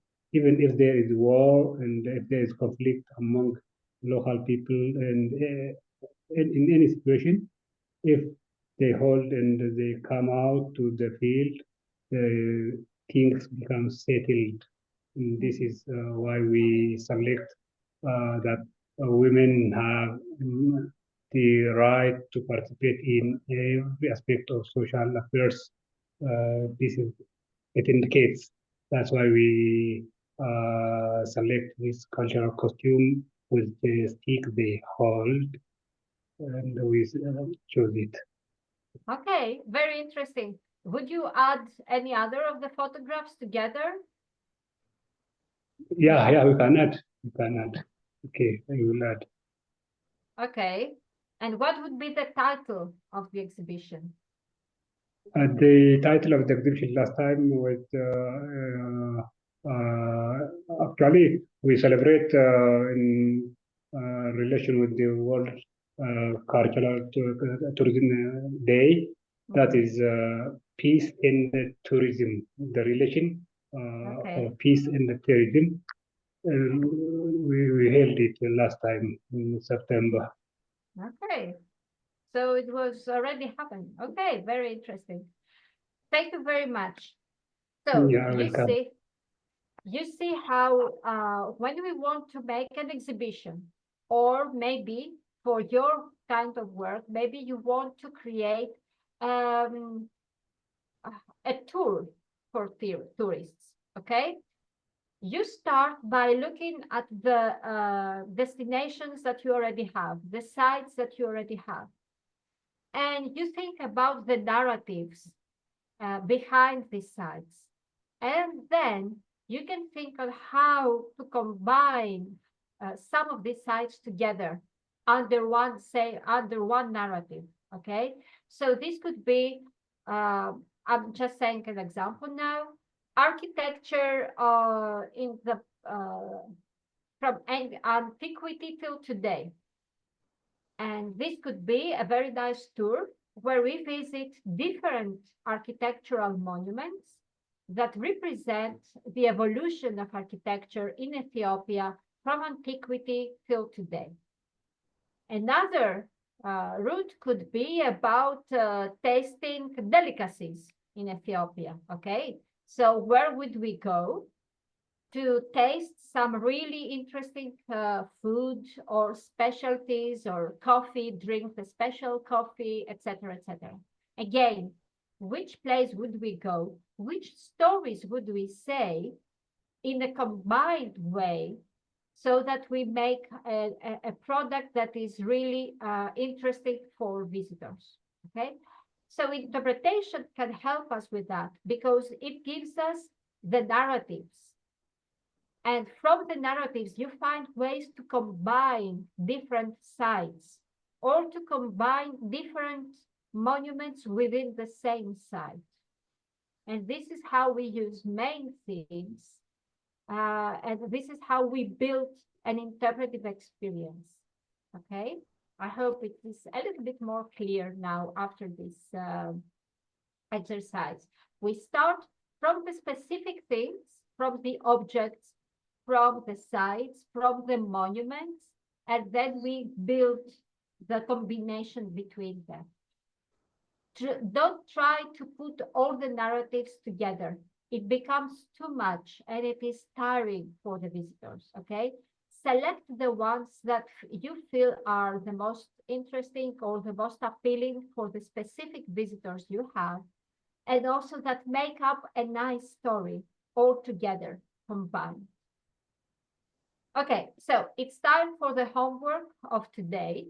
So I'm going to share the instructions, and you will be asked to prepare an assignment.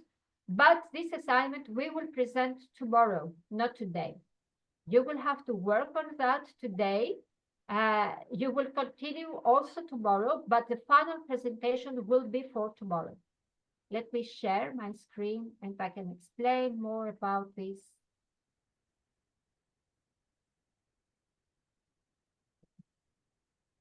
So, you have to select one site, probably something that you already know a lot about, okay? So a site that you have visited or a site that it is part of your region. Think back at the discussion we had this morning about the universal concepts. Which of these universal concepts would you use for this site? For example, before Gobe, when you were talking about the costumes, you used all these very nice universal concepts. You talked about beauty, about connection with nature, about peace. Okay, so when you think about the site, which universal concepts would you use? I want you to select 4 different objects or 4 different monuments within this site that you would like to present. In other words, if I was to visit your site and I only had 1 hour to be there, where would you take me to? Okay, what would you show me? 4 things. I cannot afford more time, so I only have time for 4 things. What would these 4 things be? Try to select some things that are related to your universal concepts, okay? So if you want to talk about peace or about family or about equality, what are the 4 things that you would show to me? What are the stories for each of these phenomena or objects or monuments? Okay, so one little story. And what is the title that connects everything together? So if this was an excursion, what would be the title of the excursion? Okay, is it clear? We will share the guidelines also on the chat box and also on WhatsApp. And you will have the next hour to work on this assignment, which means the time now is 2:20. We will meet back again at 3:20. Okay? You have 1 hour to prepare this assignment, which we will show tomorrow. Okay. Okay. Any questions? I will be here. I will not leave my desk. So if you have a question during your assignment, you can write on the chat or you can just unmute yourselves and ask me. Okay? So see you all in 3:20. Thank you and good luck with your work. So just one more clarification, Valia. It is an individual exercise, this. Yes, thank you very much, Samsipi. This is an individual exercise. Each one of you have to prepare one assignment, okay? And I emphasize that, and thank you for reminding me, Samsipi, because at the end, you all have to submit an individual assignment, homework assignment, okay? So this is the basis for the homework assignment you will submit. Hello. Okay, perfect. Hello. Yes. If you agree, Valia, I can also share my screen with these instructions so people can return back and check. Okay. Absolutely. Melke, you wanted to ask something? Hello? Yes? Presentation or rating in the chat? Hello? Today, nothing. You prepare a presentation for tomorrow. Okay, so you start making the presentation, but it will be shared with everyone tomorrow. Okay. Thank you. Thank you. Thank you for asking. Any other questions? Okay, I will be here if you change your mind. It's very useful. It's very useful for interpretation, but also I find it useful in every aspect whenever I present something in trainings, whenever. So let me show you what I mean.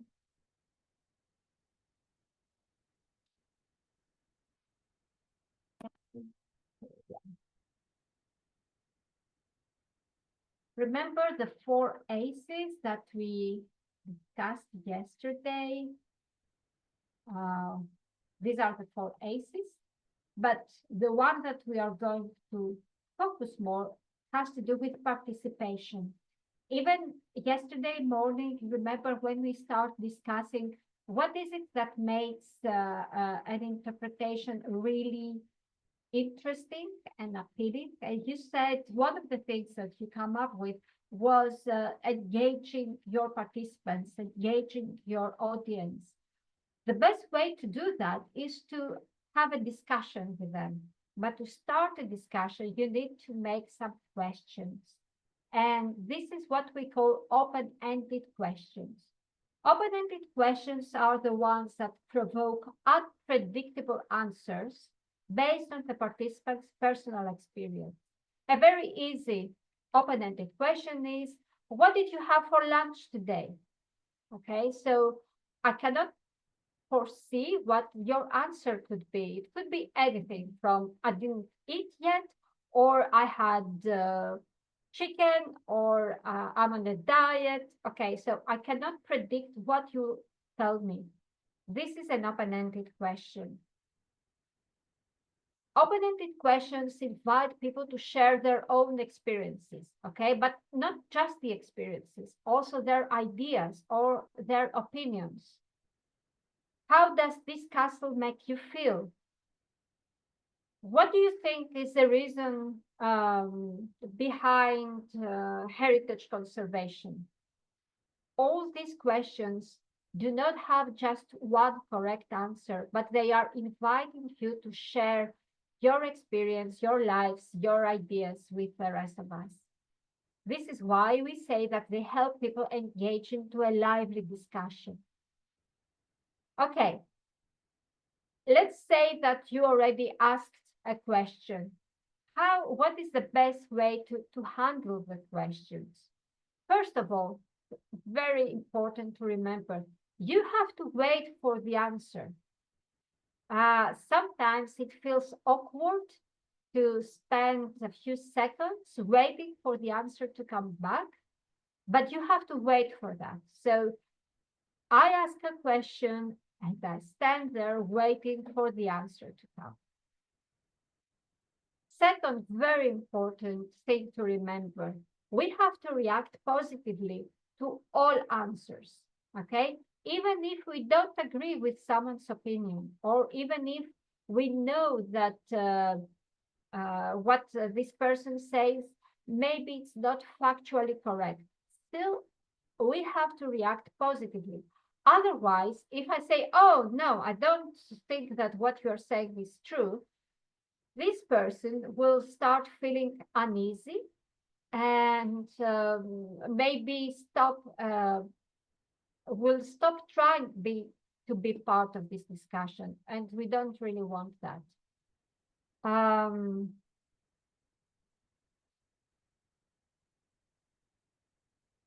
After the answer comes and we react positively to the answer, we have to find a way to use this answer in our own narrative, the story that we want to share about the site or about the monument.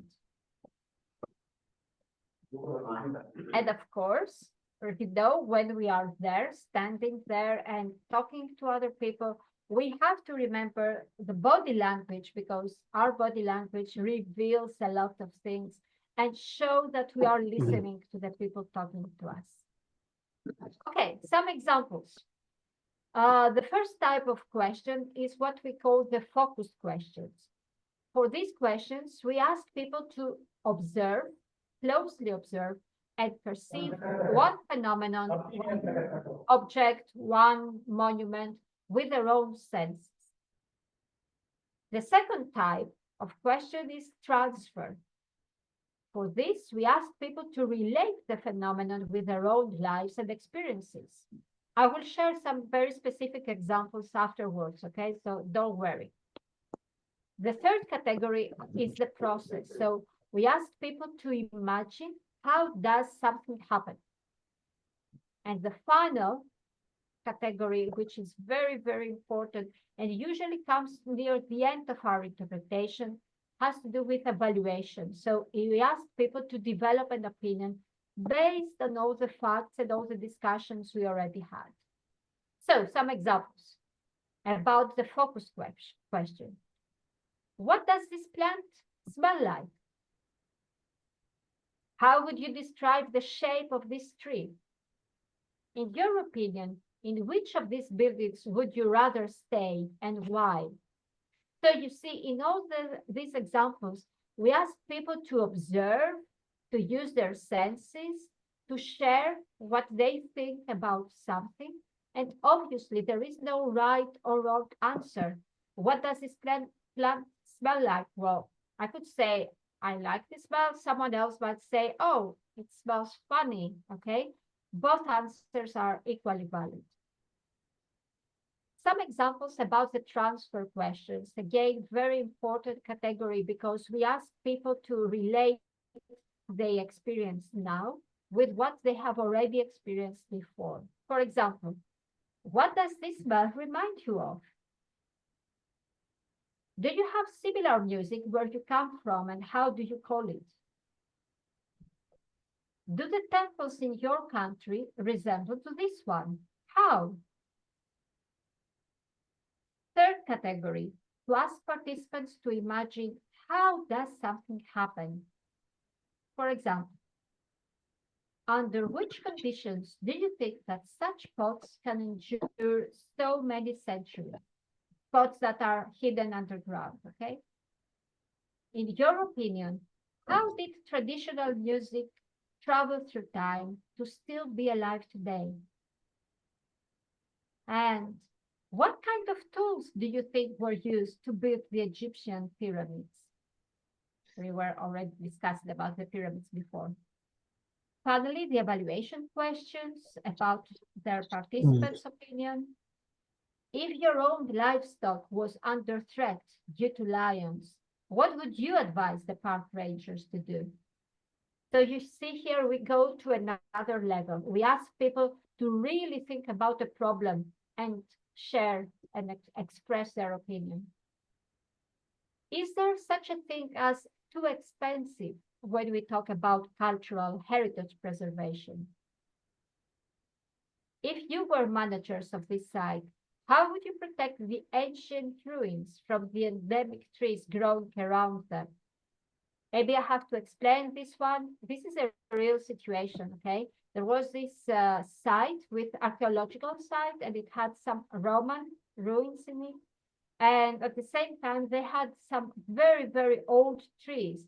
And the trees had, the roots of the trees had grown so much that they started taking the ruins out of their place. So it was a management decision to decide whether to cut the trees and save the ruins, or say that the trees are more important and we have to keep them. So it was a huge discussion about this one.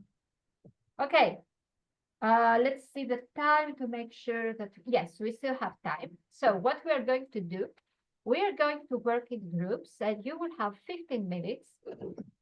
And think about the lion, okay? So the lion is the animal you want to present to all of us. And I want you in each group to think of 4 open-ended questions, one from each category that we discussed before, okay? I will share the categories with everyone. And when we come back, you will write these questions on the chat box. Okay? Do we have a share screen of that? I hope so. And good. Valia, you mean a share screen of the instructions? Yes. Yes, I just took a print screen, so I will share on the WhatsApp. And Good. I can also do a share screen. But we will work in groups. Okay. So just the WhatsApp. Yes, just the WhatsApp and the chat box if you think. Okay. And also, some tippy, if you can take a screenshot of this one so that people can. Yes. Just one moment. Yeah. Okay, I took it. And then this one. Yes, just one moment.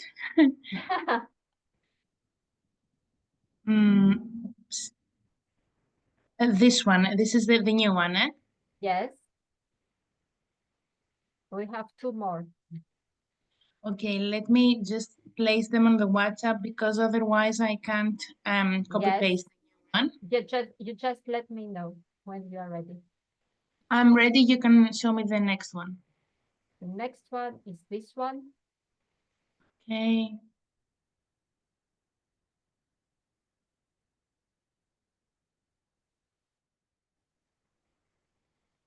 And now we go for the last one. The last one is this one.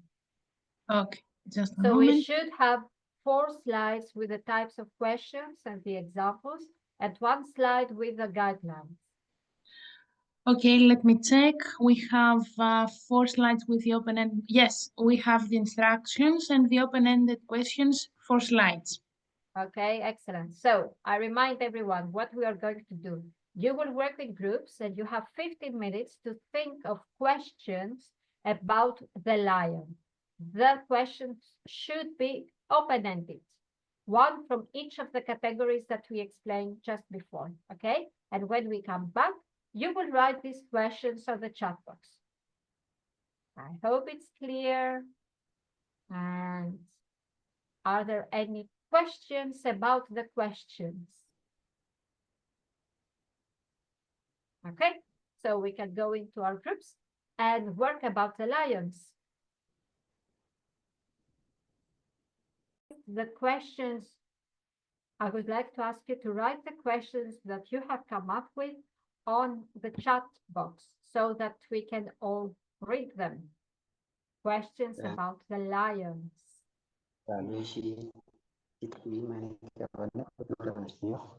Process focus,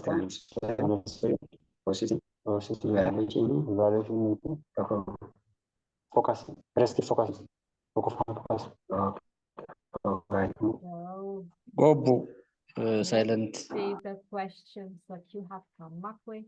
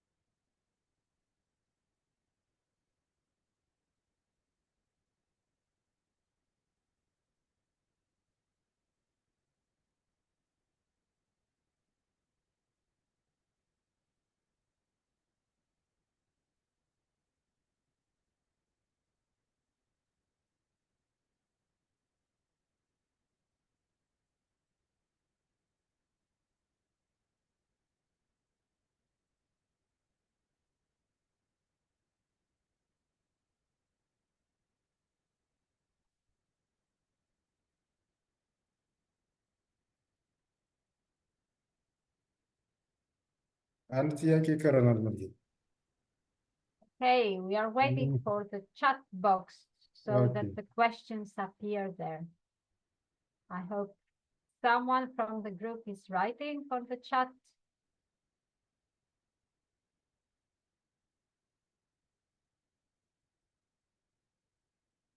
in the chat? Can we write our question in the chat? Yes, yes, please. Write them on the chat box.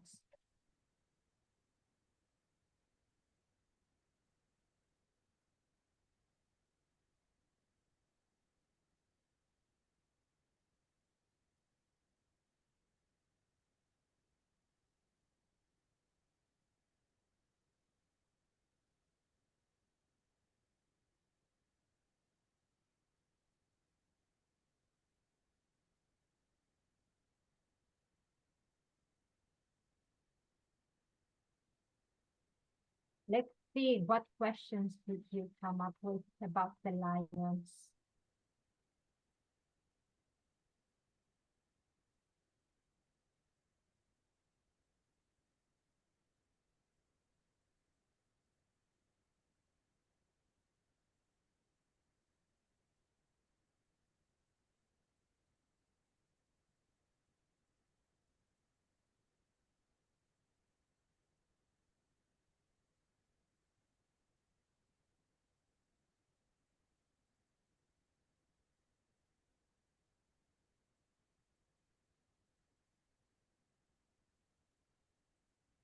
Hey. Very good first question that appeared. Are there lions in your vicinity national park that are a threat to your home animals? Good. Where does the lion live? Or where did it live before? What do lions eat? And how do you describe a lion? And where do the lions live? And do you think that lions are useful? That is a very good question because it also includes some evaluation and some opinion. Really good. Anything else?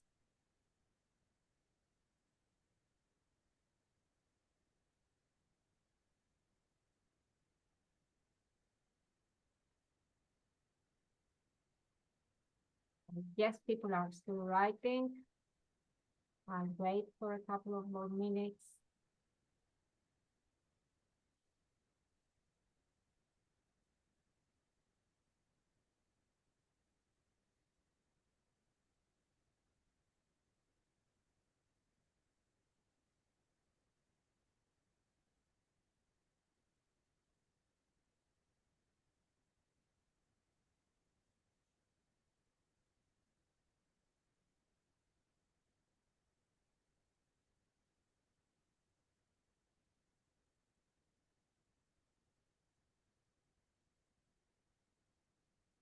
Okay.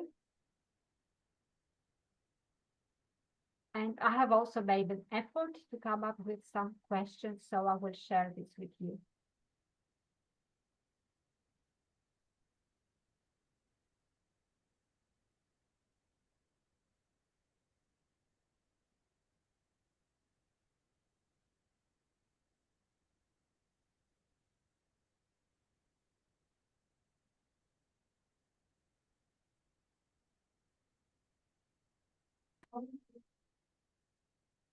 Aha.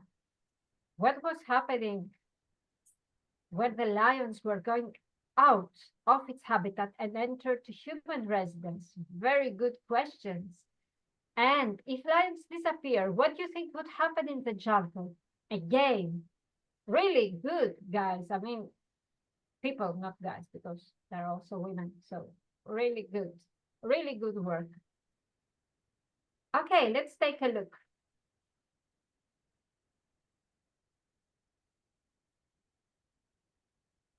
How big is a lion?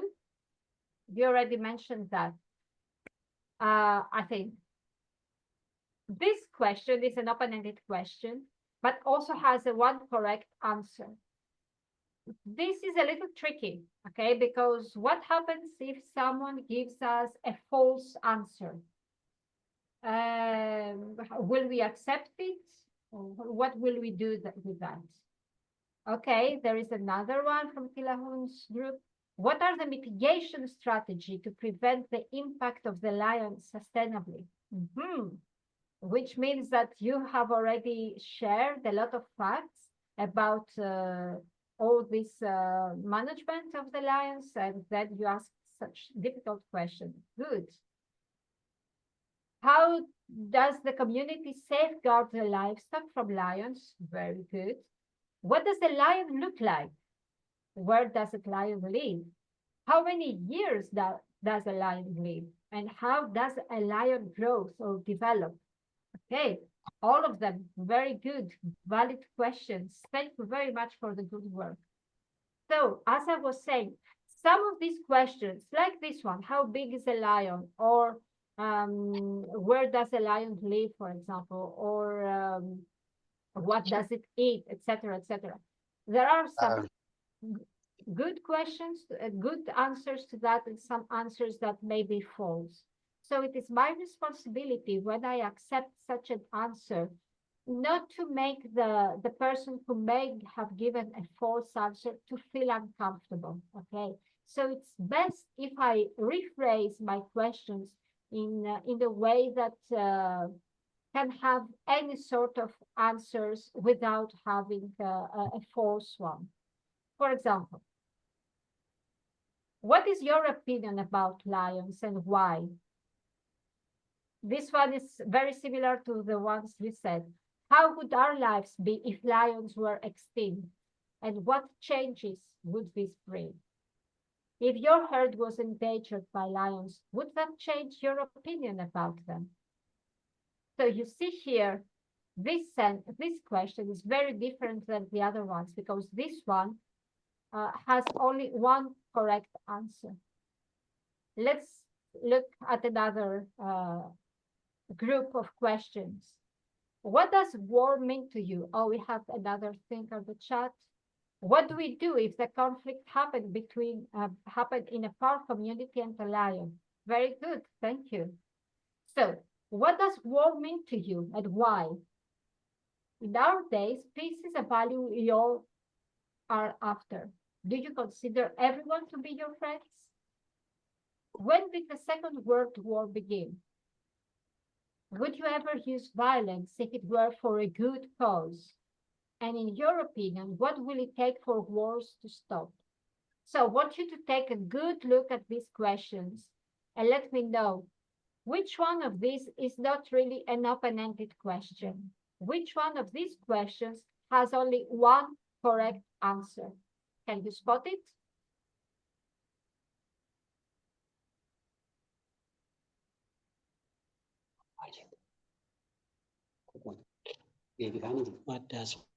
Could you answer? Can you answer it? Yes, Melchior, what do you think? The single answer will be when did the Second World War begins? Yes, I agree. Okay, so only one date, only one correct date. When did the World War begin? Okay, every other answer, every other question could be like a beginning of a discussion, would encourage people to share their views, their opinions. But this one, either you know it or you don't. Either you share what you know, your knowledge, or you don't. Okay, so it's best for us to avoid this question. What about here? If you made the new goat today, what would be its main characteristic? When do we celebrate Christmas, Ramadan, etc.? In your opinion, why do we need religions? And how would you feel if our God was female? So, same question to you. Which one of these questions is not really an open-ended question?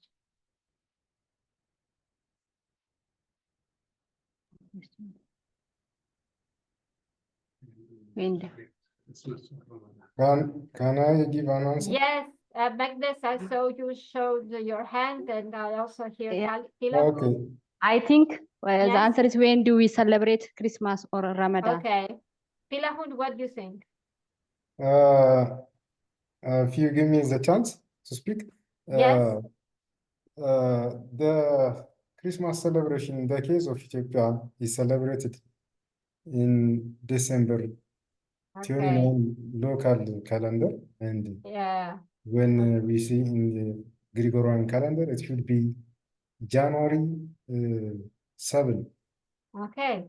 But still, as you say, it has a good answer or a bad answer. So this is not really an open-ended question. Thank you very much. And thank you, make this very correct. Okay. This we can do, no, we will do this tomorrow. Okay. I will not lose more time on this. Is it clear now about open-ended questions? Okay. So we need them in interpretation because they help people engage into a discussion, and we want people to engage into a discussion. We want to hear them and hear their opinions and share our perspective as well. Okay. This is how interpretation happens today. And you might ask, okay, what happens if my interpretation is not really a guide, but it is a panel? And how can I engage people into a discussion if I don't really have a person standing there as an interpreter? Still, we can use questions, even if it means that the reader of the panel will start thinking the answer in their head and not really express it out loud. Okay, so still the questions are something that we use in interpretive text because it makes the text more lively. Okay, good. Final thing for today, I'm going to take you into a journey, and I'm going to show you lots of photographs from different places around the world as a way to start thinking about different interpretive media, as we call them.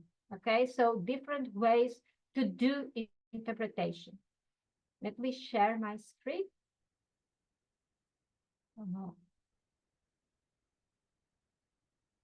So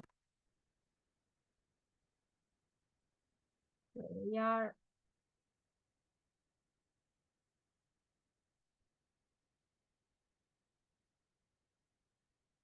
Okay, as I just said, there are two different types of interpretive services. One has to do with personal interpretation. There is a person doing the interpretation for us, like this lady. She's an Italian guide, and she took us in a very nice interpretive walk inside this forest that you see. For the interpretive guides, you need a lot of knowledge, as you see here, lots of dots. And the more experienced you are, these dots start being connected. But also, if you are also creative, they also start taking a shape. Sometimes interpretive guides also use some props, like we call them. You see here, this is a model of the town, like it used to be 200 years ago, this German little town. And the interpretive guide used the model to explain the history of the place. Sometimes guides have to face some tricky situations. Like here in the left, you see there is a group of us. We are not that many, and the guide is standing in front, but the path is quite narrow. So for us to engage into a discussion was not as simple as it might have been in other circumstances. This is quite common in very touristic places where you have large groups of people following one guide holding a flag or an umbrella or things like that. So it's really not very easy to do interpretive guiding, to engage people into a discussion. Like here, it's more like a group following the guide someplace. It's not really interpretation.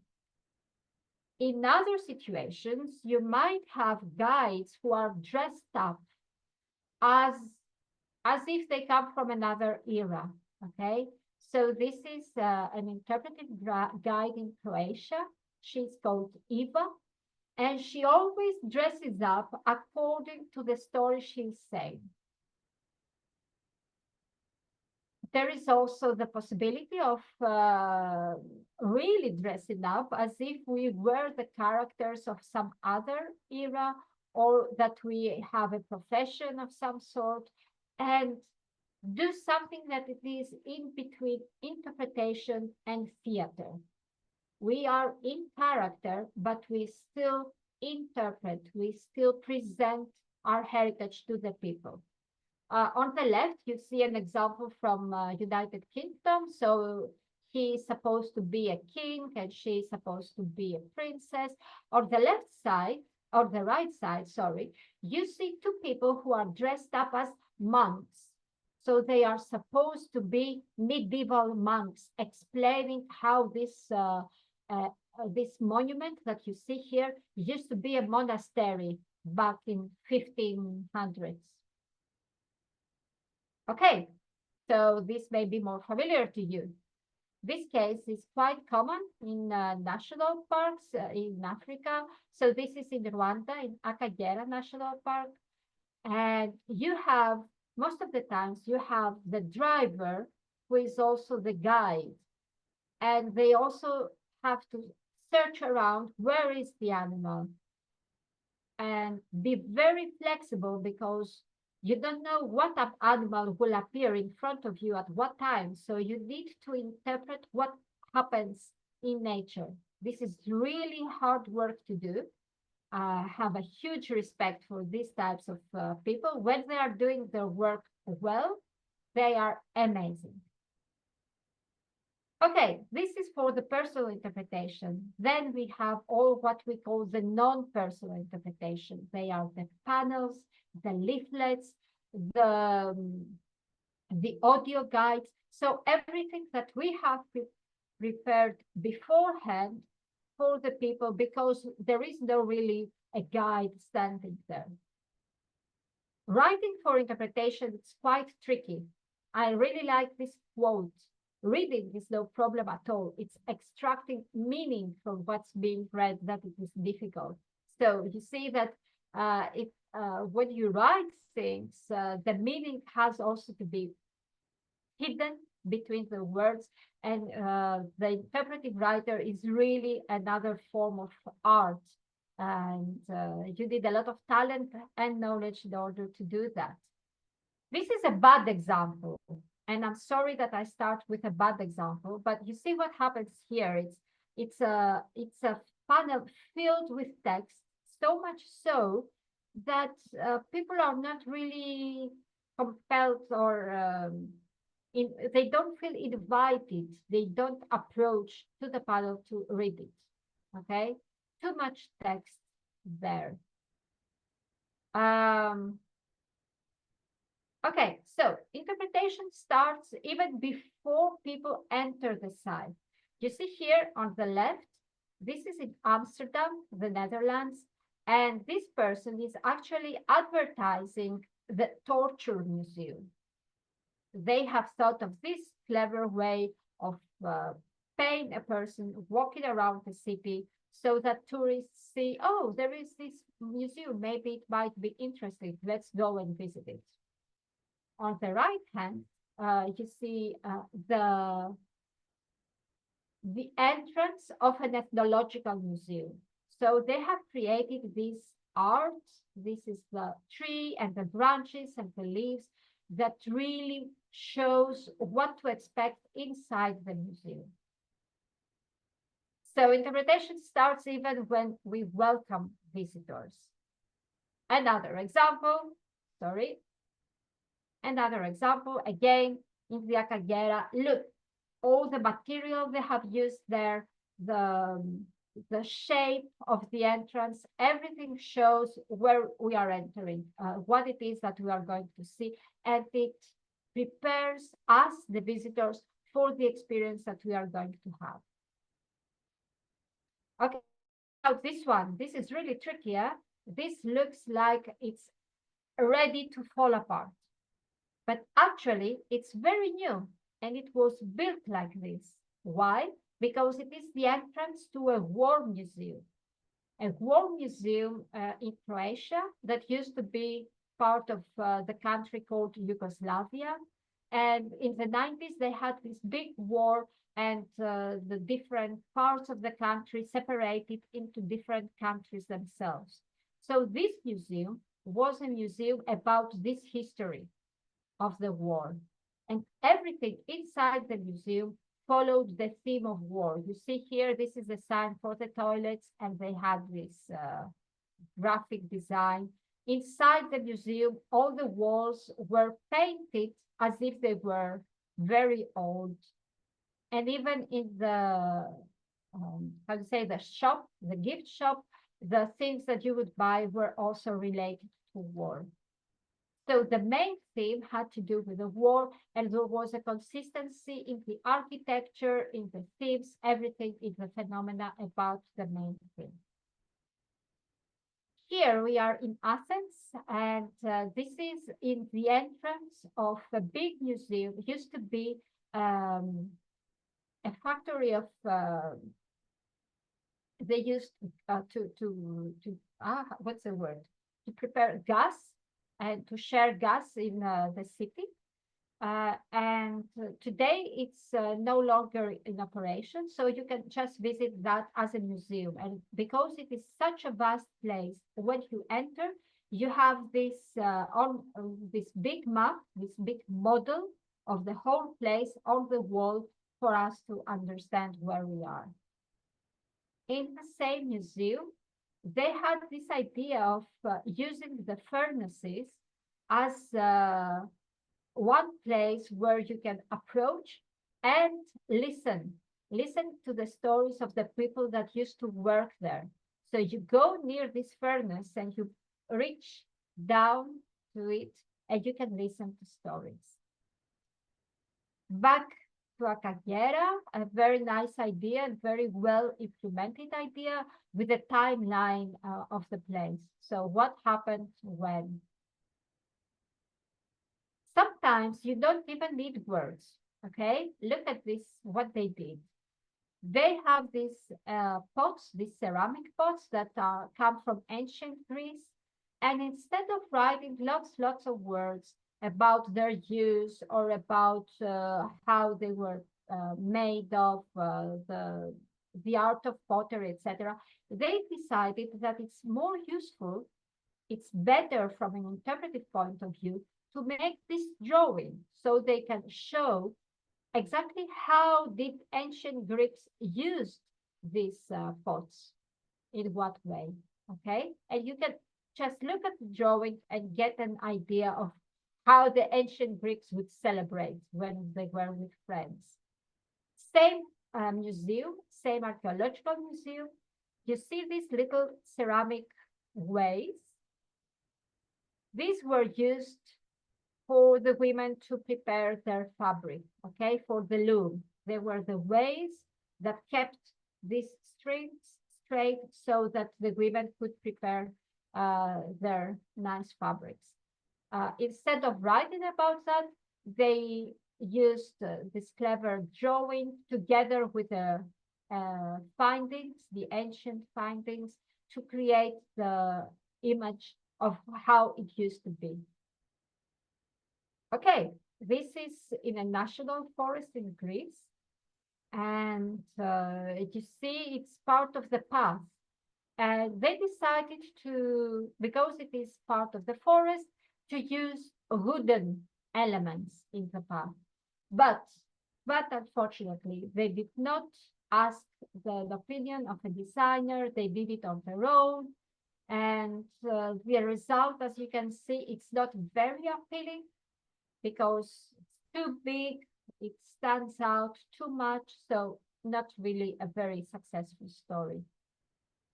We have to remember that for non-personal interpretation, the layout, the position, and the material plays a really big role for the success. This is a better example. You see there are a lot of paths starting from this point, but they have made the panels in such a way that it's quite discreet it blends nicely with the surrounding. Another example here. Here, what they wanted to do, this is in Scotland, in Great Britain. What they wanted to do is interpret the landscape. The landscape is what you see behind.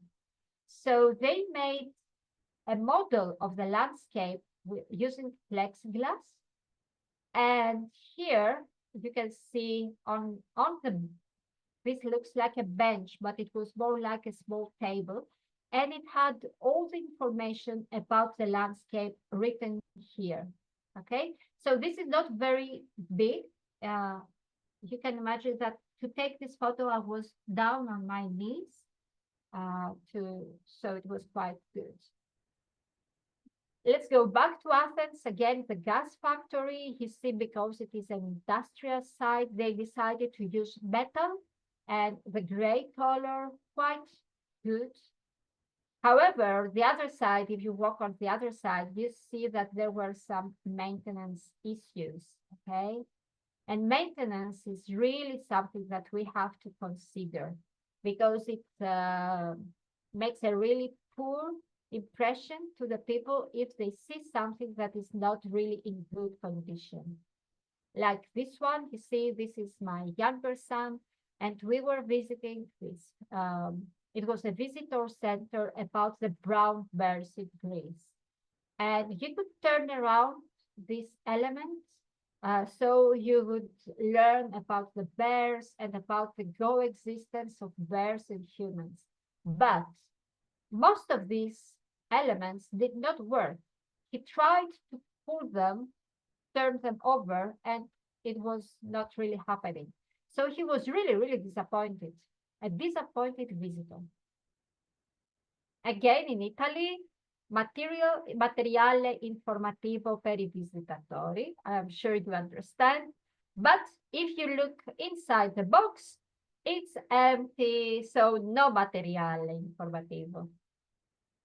And another funny thing here, it was in a museum.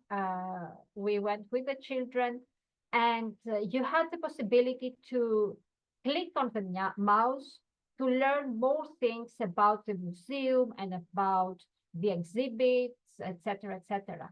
So we started clicking on the mouse, looking at the screen. Nothing was happening. The screen was black. We tried again, and in the end, we discovered that actually all these elements that you see were not connected to the PC. There was no PC for the data to come alive. Okay, maybe you have seen such things in the Natural History Museum sometimes, so stuffed animals, okay? But this one is not just an animal, it's not just a bird, but comes with this very nice label. It says, the last passenger pigeon died in an American zoo at 1 p.m. on September the 1st, 1914. This is one of the few species where we know the exact moment of extinction. So actually, it's not about the bird itself. You see how it plays. It starts from the bird, but in the end, it talks about the extinction. Remember, earlier today, one of the groups came up with the idea to talk about the tree, but from the tree, start talking about global heating, global warming. So it's very similar to this example. I hope you still remember from yesterday, we said that the most important thing I want you to remember from the Principles of Tilden was these three words: to relate, to provoke, and to reveal. This is still very, very relevant to all these things that we are saying. Okay, I want to ask you your opinion. Well, I will explain what this situation is, and you tell me whether My dear, before your questions, yes, I have one question before. Yeah, go on. I think we all salvated, eager, enjoy, and love your photo and your country. Even every photo shows the civilization, the nature, culture, and other heritages. But the question what I have is, how can we visit this area? Okay. This is a big question for me. Okay. How can you visit it? I mean, it depends where you want to come, to visit Athens or to visit other places, because Greece has a lot of different, as Ethiopia is much bigger than Greece, okay? So you have so many different things. Would you go to the city? Would you go to the seaside? Would you go to the mountains? So, Belke, you can start planning now, and hopefully one day you can visit. But you have to think of what you want to see first, and then you tell me, and I will make a plan for you, okay? Okay, it's a deal. And when I come to Ethiopia, you make a plan for me. You decide which places I have to visit. Because I need what? I need a full month. If I want to visit the whole country, the whole Ethiopia, how much time would I need? 1 month? 2 months? 2 months is significant. Okay. 2 months, okay. I Because have to. if you go to the Semin Mountain National Park, it's Yeah. one of the biggest national park in the country. Yeah. It requires at least 10 days to visit all the surroundings of the park. So You see? I hope So, when you stay for 2 months, you'll show many things in the country. okay. So I The- have to wait for my boys to be grown-ups, and then I have to find 2 months so that I can visit, right? Good. Yes, we will plan this. So back to my question. I will explain the situation here, and you tell me if this is interpretation or not.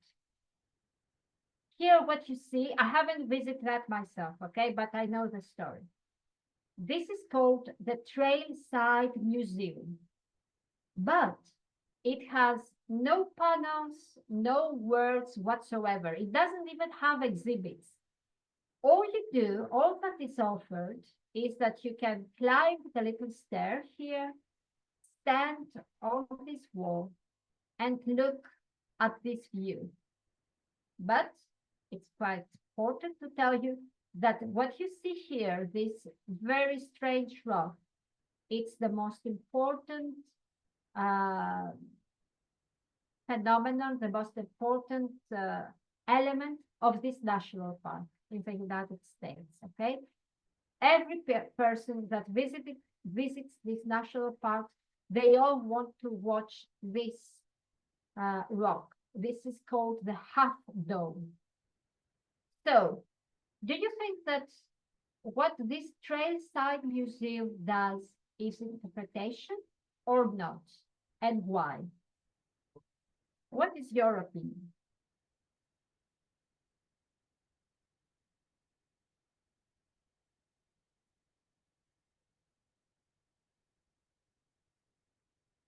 Who would like to say? Can you tell us your question, please? Okay, I will repeat my question. Yeah. We say that interpretation is when you present something. So my question is, does this Trailside Museum is actually a museum? Does it present something? Does it offer interpretation? Yes. In your opinion? Yes, why yes? Good. That we have understand from the picture, we have shown many things, was cultural and natural. The mountains, I think it's natural landscape, and the home is also man-made So this era comprise both the cultural and the natural property. So it needs more interpretation. By the way, the picture by itself is an interpretation. Okay, that's the picture, yes. But Yeah, the museum, of course. yeah. Okay, yes. Anyone else who would like to share their opinion? This is one Tilahun's opinion. Anyone else?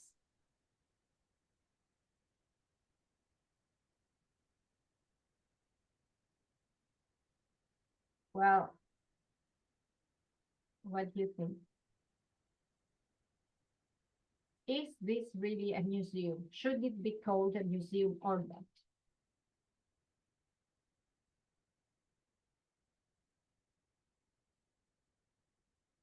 Okay, I guess people agree with you, Tilahun. So, yes, the idea is exactly that. What it offers, it's the view. It's this amazing view of the landscape. The heritage element that you can enjoy by this museum. It's a museum of nature, actually, okay? And it is open, so it offers you the possibility to actually be in nature, and it directs your view, your perspective towards the gorge. So it shows you something, it stages your experience in a way. And staging experience is also interpretation. Look at this example. This is in Norway, and there have these highways, but at some points, you have the stop, the small parking lot where you can stop and just go to this path, or this go to sit here. You see, they have this sitting place, and just enjoy the view, enjoy the landscape. Okay, and I'm absolutely certain, even though I haven't really visited Ethiopia yet, that there are such places in Ethiopia where you could offer just the view of this amazing landscape that you have. Okay, it could be like on top of a mountain or on top of a hill, or it could be next to a beautiful lake. So to stage the experience of the visitors in a very interpretive way, without words, without facts, just to let them enjoy the sense of the place. Okay, any idea what this is? What do you think this could be?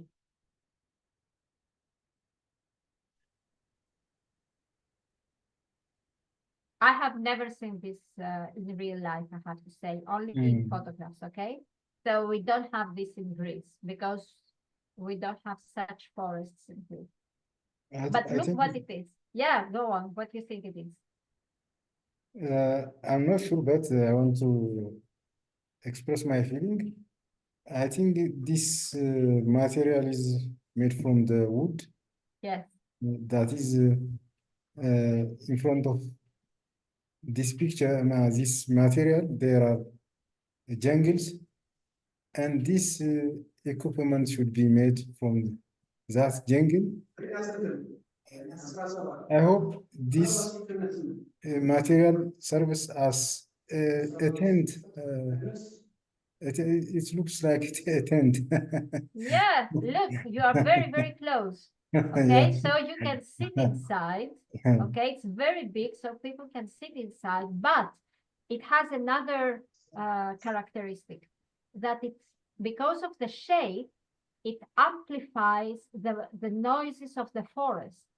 So when you sit inside, you can hear the sounds of the forest louder, a bit louder, and you can enjoy the sounds.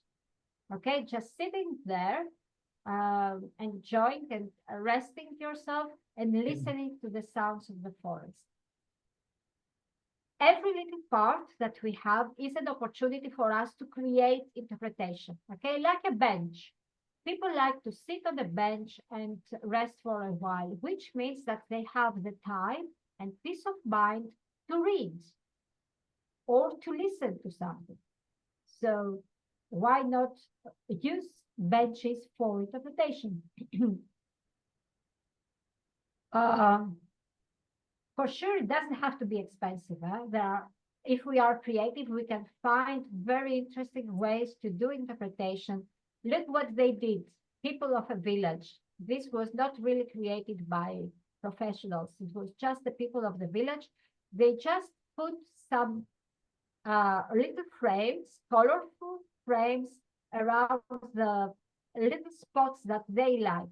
It could be a specific flower, or it could be a cactus, something that they like, and just frame it. Probably you have seen this. I mean, I know that in Rwanda National Parks, there are lots of opportunities to take the picture and to put it on Instagram. You know, it's the social media era, so a lot of national parks make such things. And wow. Okay, look at this one. It's also very cheap and very effective. All you have to do is bend so that you can use this for your eye. There is no lens inside. All it does, it directs your eyesight to a very specific spot, so that it is like showing you where to look at. Very simple, very cheap, effective way. Another idea, if you are in a national park and you never know which birds will come up, which animals will appear, so you have a simple whiteboard and you write, so far this day we saw this and that and that. Very similar thing in Nakagera, the date, where did you see which kind of animal and what were they doing. Another thing to remember has to do with the layers of information and interpretation. Look what happens here. This area that you see here as a park, it used to be a work camp during the Second World War. This is in Poland. And many people were kept there as prisoners, and a lot of them have died there. So what they did here, where you see, sorry, my fault. What you see here in this paragraph. Instructions, I think. No, they are not instructions. They are the personal story of a person who has lived and survived this work camp. So in just one paragraph, it was a quote from the interview that they have taken from this person, okay? Then, if you go to the other paragraph here, down, it's the same perspective from the point of view of the historian. So here you had the person, the survival, up you had the survival talking, and down you had the historian talking. And if you wanted to have more information or different types of media like video, interview, live, etc., you would use the QR code on the side. Okay, so technology is quite useful in such ways to give us more information if we want. We already saw this one, remember? So I really enjoy at the end of the exhibitions or at the end of the visit to give the people the opportunity to share their opinions, to think and express their ideas. This is back to the Museum of War that we saw in the beginning.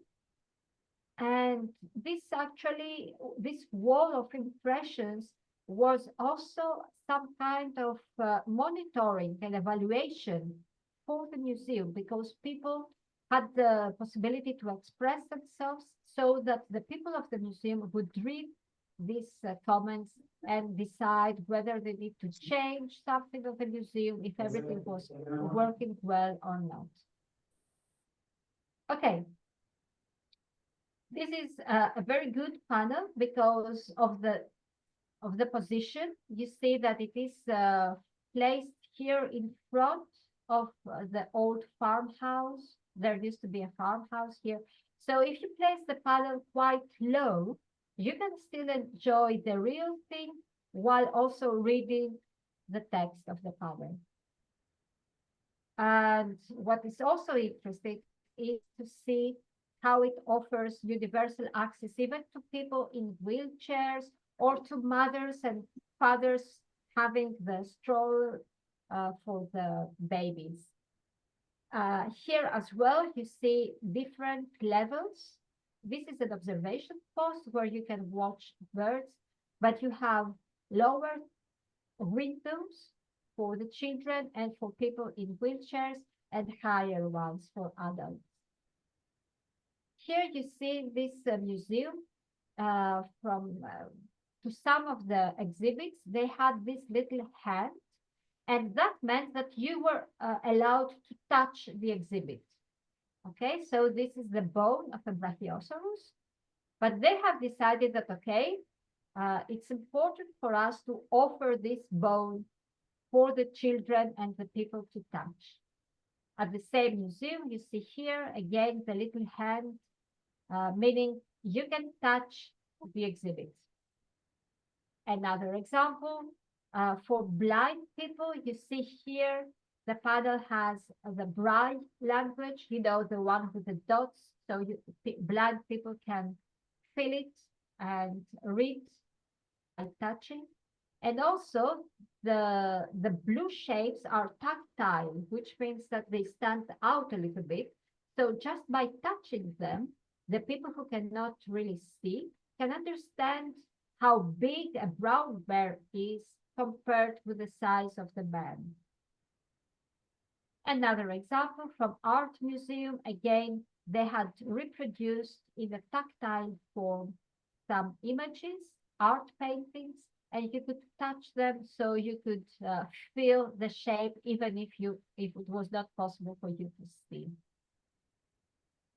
Okay, that was the end of the journey. Obviously, some things are different and maybe they are not all applicable in our own sites, but I always use this presentation as an inspiration on how we can take some ideas and adapt them to our needs and to our elements and to our budgets as well, because Greece, for example, could never have the sort of interpretation that they have in the United Kingdom. So we have to adapt to what we can make. I don't know if you have any questions about that, although it was more like, you know, just nice pictures and discussion. Okay, so before we leave, I have, as yesterday, I would like you all to take a look at the chat. There is this question: what is the one thing from today's workshops that I will use? Where is the last of it? Sorry. I will use in my professional life. So, what is the one thing from today's workshop that you will use in your professional life? I remind you that we dealt with values and meanings in the morning. We created interpretive themes. Then we dealt with open-ended questions. And finally, we took a look at different interpretive media. So, if any of this you feel at or one detail that you remember from something we discussed, please feel free to write on the chat box for us.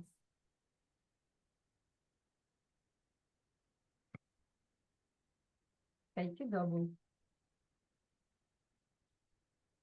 Great.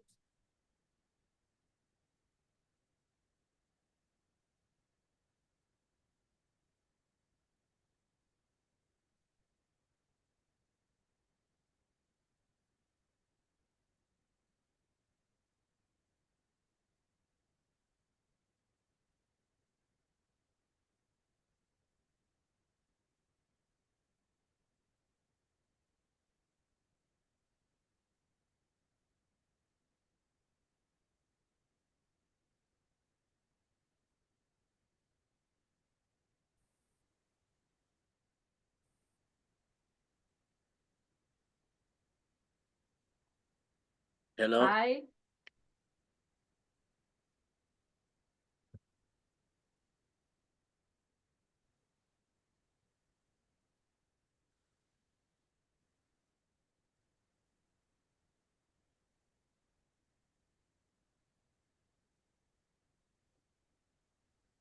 Thank you, guys. I'm not yet an interpretive guide. Maybe when I grow older.